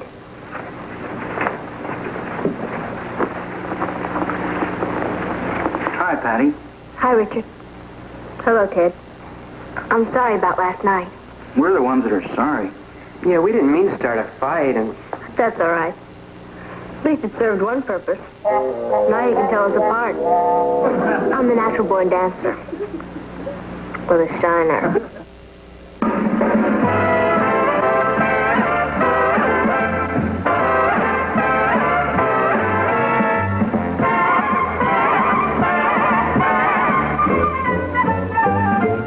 Here's Kathy, who's lived most everywhere, from Zanzibar to Berkeley Square. Here are 3 good reasons to stay tuned to Nick at Night overnight. 1, big TV pleasure without annoying glare of sunlight on the screen. 2, all shows completely guaranteed for as long as you watch them. And 3, you can see Donna Reed in your pajamas next. Wouldn't that be wonderful? On Nick at Night overnight.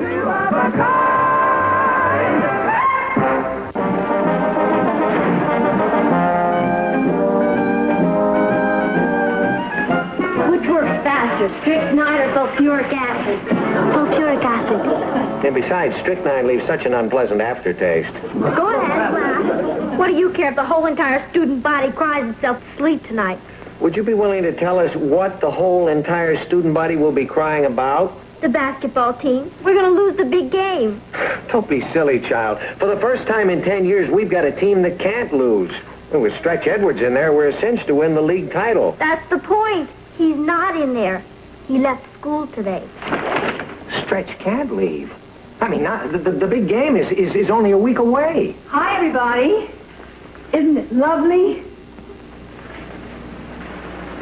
It was expensive, but worth it. Isn't that a Ferranti original? That's right. It's beautiful. Only one in the world like it. I'm going to have shade made for it. That's nice. It's made of Carrara marble. It's wonderful. Now tell me about Stretch. His father got a job in Detroit. They moved today. Well, somebody should have talked to his parents. They did.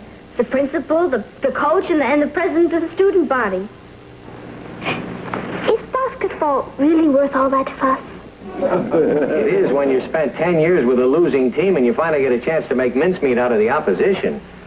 Why can't they fly Stretch back for the game?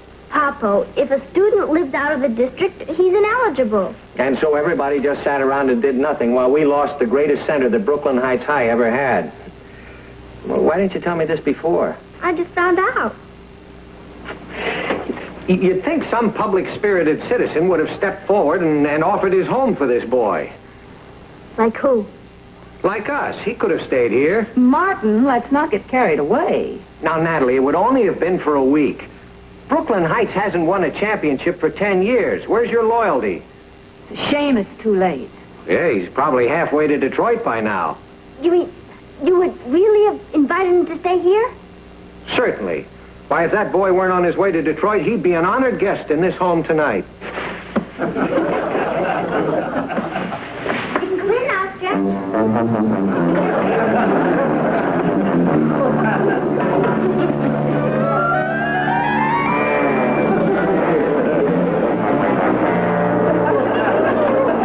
Yeah. Come on in, Stretch. I sure appreciate your hospitality, Miss Lane. Thank you, sir.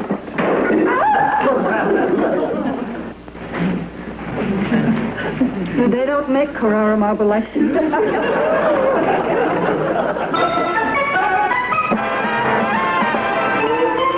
Meet Kathy, who's lived most everywhere, from Zanzibar to Berkeley Square. Kathy's only seen the sights a girl can see from Brooklyn Heights.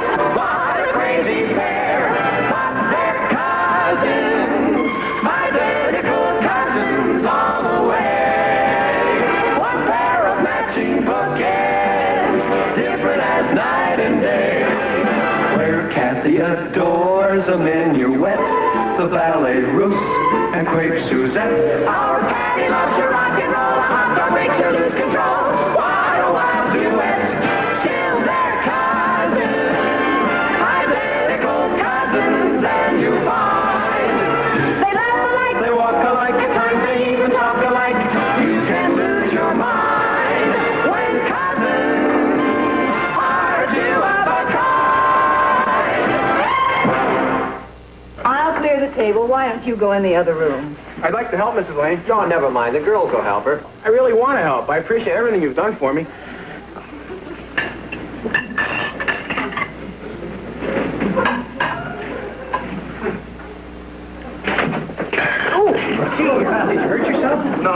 fine. It's okay. I'll have it raised. Thanks. Let me help you, Mrs. Lane.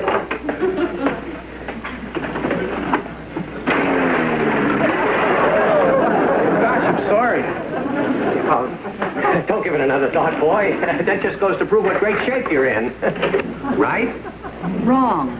These should look nicely. Cuckoo, one for each foot. Isn't it wild having Stretch here? It's awkward, isn't he? Not on a basketball court, he's not. Stretch Edwards is the greatest center Brooklyn Heights High ever had. So he can toss a ball in a basket. He scored over 30 points in all the games this year. If Stretch Edwards isn't great, I'd like to know who is. Vladimir Horowitz. Where does he play? Philharmonic? Oh, that's Vladimir Horowitz. Boy, wait till I tell the guys Stretch Edwards slept here. They'll flip. I sure wish he'd teach me how to play basketball. Gee, this looks great. All set, Stretch. We put an extension on for you. Oh, it feels good. See? Sure does. Perfect. Good. You sure you're comfortable? Sure. Thanks a lot. Good night, Stretch. Good night. Good night. Good night, Ross. Sleep well. Night, Stretch. Night, Ross. What are you doing? Figuring our losses. The $85 for the lamp, $6 for dishes, about $200 for a new refrigerator. Honey, accidents can happen. Especially with Stretch around. It's like having King Kong in the house. It's always a little awkward. Say his folks moved to Detroit. Yeah? I wonder if they gave him the address. Evening, Coach Coughlin. Oh, good evening, Mrs. Lane. I hope I'm not intruding. Oh, not at all. They're playing the Purdue-Stanford game in the living room. Oh, Rob. Come on in. Coach Coughlin. Mark, good evening. You know everyone. Yes. Hello, everyone. Hi, Patty. Sit down. Hi, Patty. Hi. I don't want to seem premature, Coach, but congratulations. For what? For coaching the first Brooklyn Heights champions in 10 years. Does anybody here know my wife? Well, yes. Mrs. Colburn is my English literature teacher. Well, when I got up this morning, I said to her, Florence, only 6 more days and I'll have that silver cup right in my hand. And she said, Horace, you haven't got a chance. And I said, why? And she said, because he's flunking. And I said, who? And she said, Stretch Edwards. Well, when I came to, I said, if it's close, Florence, let him pass. Please, Flo. And she said, how can I? He's got a semester average of 27 out of a possible 100.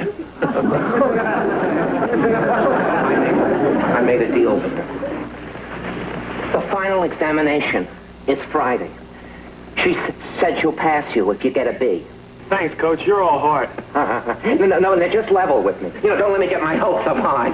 Can you get a B? No. Thanks. Have a nice trip to Detroit. Is there any chance you could pass that test? Not even if my own mother gave it to me. Well, it was a beautiful dream while it lasted. No B, no game. Of course Stretch can play, if he wants to. He can?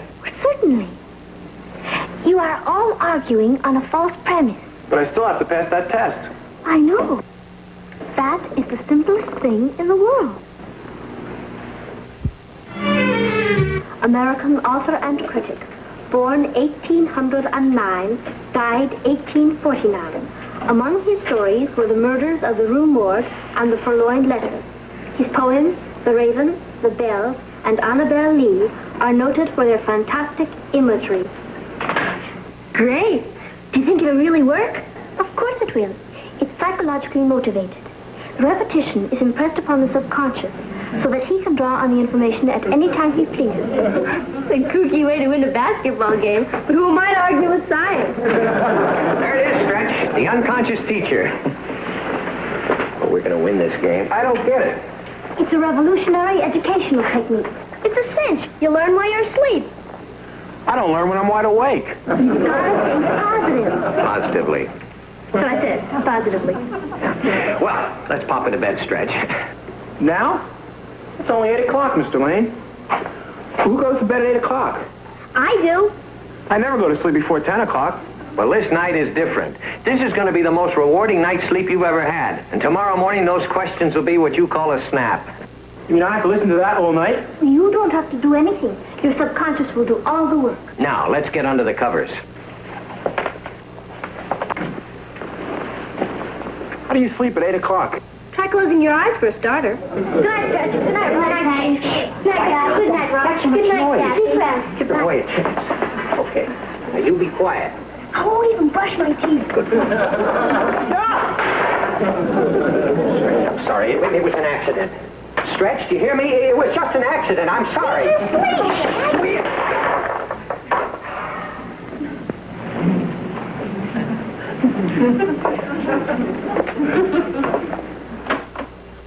Edgar Allan Poe, American author and critic, born 1800. It's not going to keep you awake, is it? Can't even hear it. Good. Murders of the Rue Morgue and the Purloined Letter. Poem, The Raven,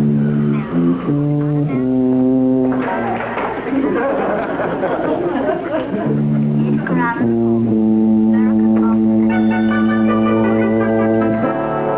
Good morning.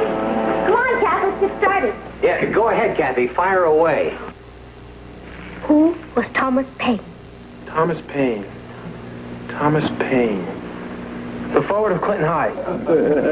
Wrong team, Stretch. He was the forward for the Minutemen. You remember? The age of reason, the rights of man. What about Edgar Allan Poe? The writer? I knew he could do it. He wrote... I'm sorry. What about Bret Hart? It's no use. I just don't know. Sure you do. He wrote... What did he write? The Outcast of Poker Flats, Plain Language from Truthful James, and The Luck of the Roaring Camp. I guess I'm just dumb. It was nice of you to try and help me, but I'm hopeless.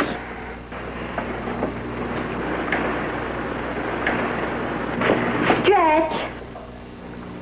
There goes our last hope. I'm sorry, darling. I can't understand the machine not working. I can't either.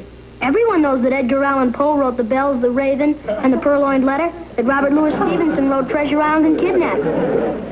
Didn't work, huh? Listen to him. Now all we have to do is teach him how to shoot a basket, stretch him 4 feet 5, and everything will be fine.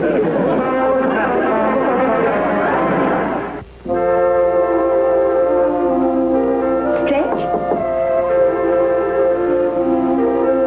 You're not leaving. What's there to stay for? A lot of people are depending upon you.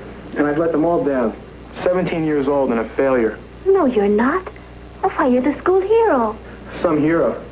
When I was born, I was a little baby. I mean, little. I was just like everybody else until I was 10. Then all of a sudden, I shot up. And now all I'm good for is playing basketball and helping my father paint the ceiling. Believe me, I wish I needed a ladder. I feel like a freak. You mustn't feel like that, Stretch. I feel silly calling you Stretch. What is your real name? Elliot. I've felt like a freak too, Elliot. My father is a foreign correspondent. Ever since I was a baby, I've traveled all over the world with him. That sounds great. Oh, it was. Except that everywhere we went, I was the new kid. It's not easy for me to make friends. I'm not as outgoing as Patty. So, when I finally did manage to make friends in a new school, in a new country, we'd move on and I'd have to begin all over again. That's rough, Kathy. I learned to fight in a lot of languages. You have no real problem, Elliot. You're tall and a very good athlete. And I'll bet you're very bright, too. You know better than that. You're in my English lit class. I'm a dunce. No, you're not. I've seen you in sessions with Coach Coughlin. Those plays are so complicated I couldn't follow them. That's different. That stuff's simple. Is it? Would you show me? Sure.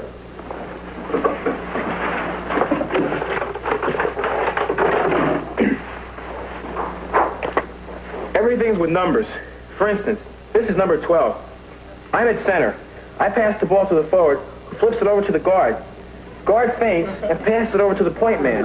The point man takes it and dribbles over to the other forward, who passes it across to the other guard. The guard takes it and dribbles down to the other forward and gives it back to me. I take it and pass it over to the guard.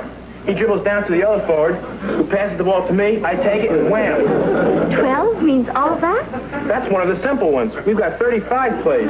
Some of them are real tricky. And you've memorized them all by numbers. It's easy. Elliot, I want you to listen to me. You are going to pass that exam. Me? You. And we're going to do it by the numbers. Something to keep your strength up. Gee, thanks. That's all right. How's it going? Beautifully. Listen. Now, by the numbers.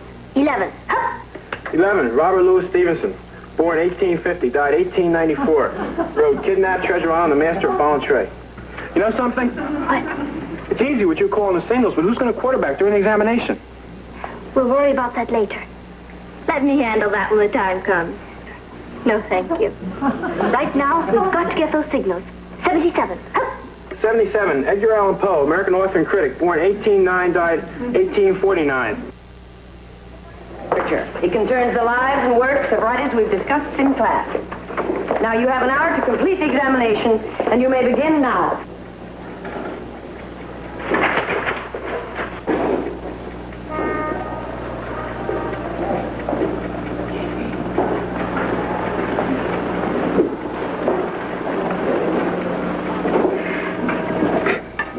Mrs. Copeland? Yes, Cassie? It's terribly warm in here. May I open the window? Certainly. Thank you.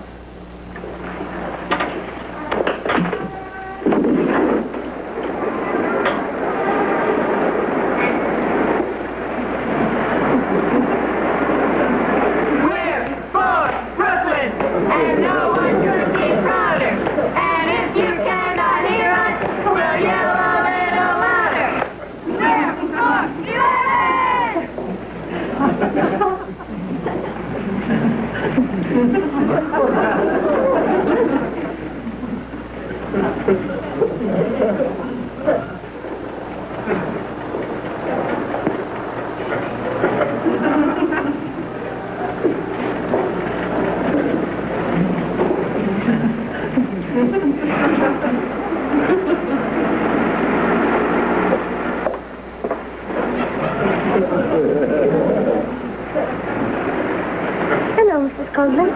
That noise is disconcerting, Kathy. Would you mind closing the window? Terribly warm in here.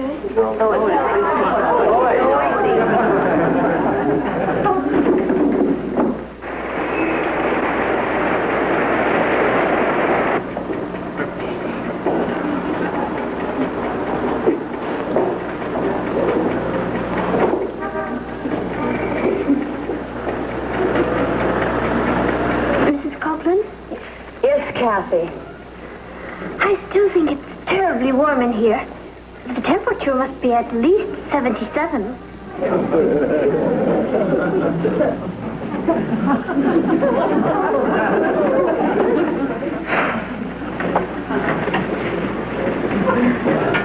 Mrs. Copeland? What is it now? The clock says it's 14 after 10. Actually, it's 16 after.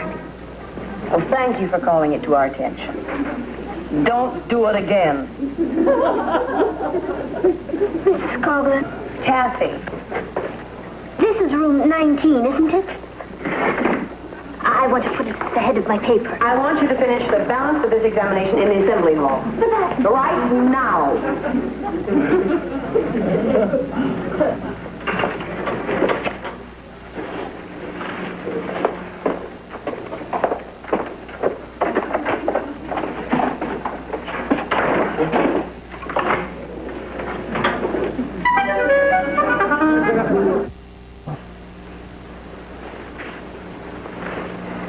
He flunked.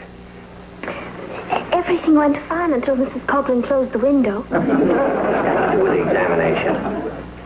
Oh, nothing. Kathy. I tried to help him, but Mrs. Copeland got a little disagreeable about it and insisted I leave the room. You didn't cheat, Kathy. Not really. I was just calling the signals, and Mrs. Coughlin didn't let me finish. There goes the old ball game.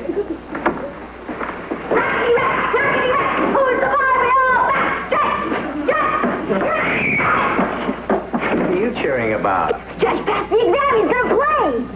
It worked. I don't believe it. He didn't either.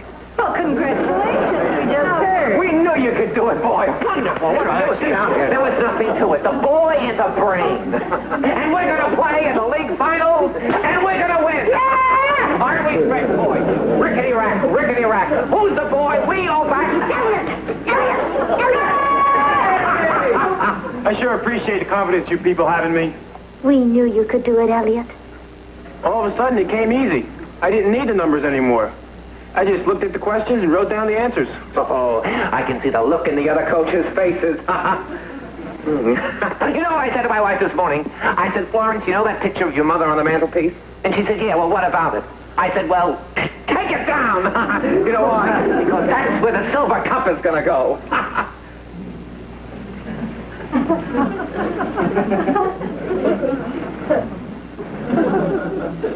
You know why she doesn't take that picture down, Stretch? Why? Because you've got the measles. The measles?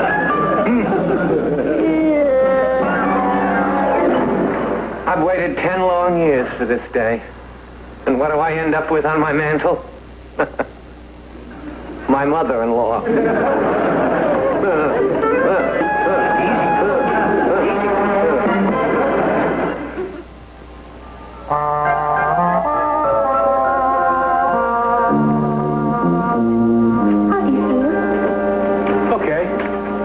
Sorry, Kathy. Why? I've been nothing but trouble. Now you've got me for 2 more weeks. I don't mind. I'm beginning to like athletes a lot. What you're doing for us is terribly nice. Oh, it isn't anything.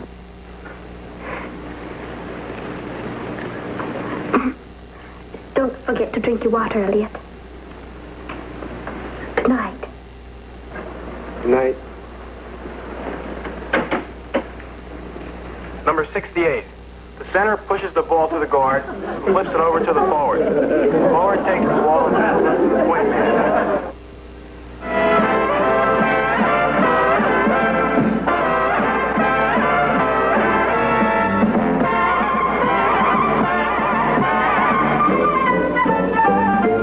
Here's Kathy, who's lived most everywhere, from Zanzibar to Berkeley Square. But Patty's only seen the sights a girl can see from Brooklyn Heights. What a crazy pair, but they're cousins, identical cousins, and you'll find they laugh alike, they walk alike, sometimes they even talk alike. You can lose your mind when cousins are 2 of a kind. Congratulations, Patty. Thanks. Congratulations for what? I don't know. Hey, how about a movie tonight? There's a new horror picture at the Ritz. I'll see if I have enough money. Let me know. Congratulations, Patty. What'd I do? Maybe you want a sweepstakes or something. Let's see what the jungle drums are saying. Hi, Patty. Congratulations. What are you talking about? Haven't you heard? You're up for the presidency of the Girls' League. Me? I nominated my cousin Kathy. Kathy made it too. How about that? You and Kathy are running against one another. Oh, no.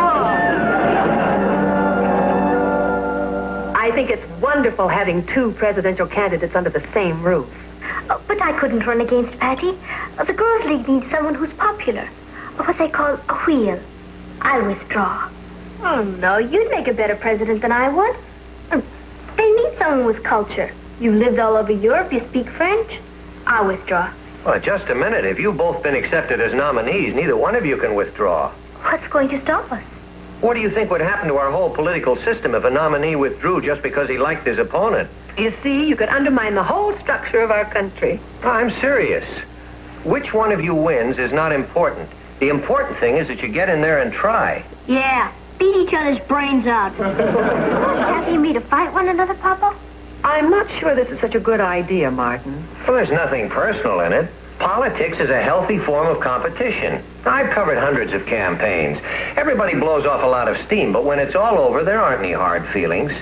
When you girls were accepted as candidates, you were given a responsibility to campaign to the best of your ability. Well, you owe that to your schoolmates, both of you. When do you two make your speeches? We're supposed to fire the opening guns in our U.S. history class tomorrow. If you get elected, can I get in on the graft?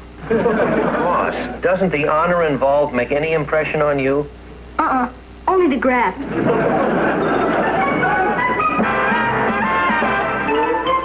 Meet Kathy, who's lived most everywhere, from Zanzibar to Berkeley Square. But Patty's only seen the sights the girl can see from Brooklyn Heights. What a crazy pair, but they're cousins, identical cousins all the way. One pair of matching bouquets, different as night and day. Where Kathy adores a minuet, the ballet roots, and crepe Suzette. Our Patty loves to rock and roll, a hot dog makes her lose control. What a wild duet, kills their cousins, identical cousins, and you find they laugh alike, they walk alike, at times they even talk alike. You can lose your mind when cousins are two of a kind. Don't worry, Kath. I'll find an excuse not to run. I'll probably flunk in Latin anyway, and they'll disqualify me. I won't let you fail in Latin. They need a dynamo like you. I know I'd make a great president, but they could use someone with brains like you. I'd be selfish if I ran. If you were president, it would not only be good for the league, it would be good for you. What do you mean? Well, it might help to give you a sense of responsibility. Is that so? Well, there's no point in taking chances on getting someone's feelings hurt. It'd be a landslide anyway. No, it wouldn't. You'd get a lot of votes, Patty. I meant it would be a landslide for me. You? You're silly. You're not really qualified to be a president. You said so yourself. You nominated me because they need someone with culture and brains. Well, I was being unselfish, too. I nominated you because I thought if you became a little more social around the campus, you might be able to get a date for the mashed potato ball. I can get a date any time I like. There's just no one I care to go out with. I nominated you because I thought it might help you to grow up. I thought it was time you had a little more on your mind than milkshakes and Richard Harrison. Not necessarily in that order. Oh, really? All right. You just got yourself an opponent. I'm not much of a speaker. In fact, I'm not much of a politician. My esteemed opponent, Patty, is a wonderful girl. And she is a go-getter. The trouble is that when you want her to get, she's usually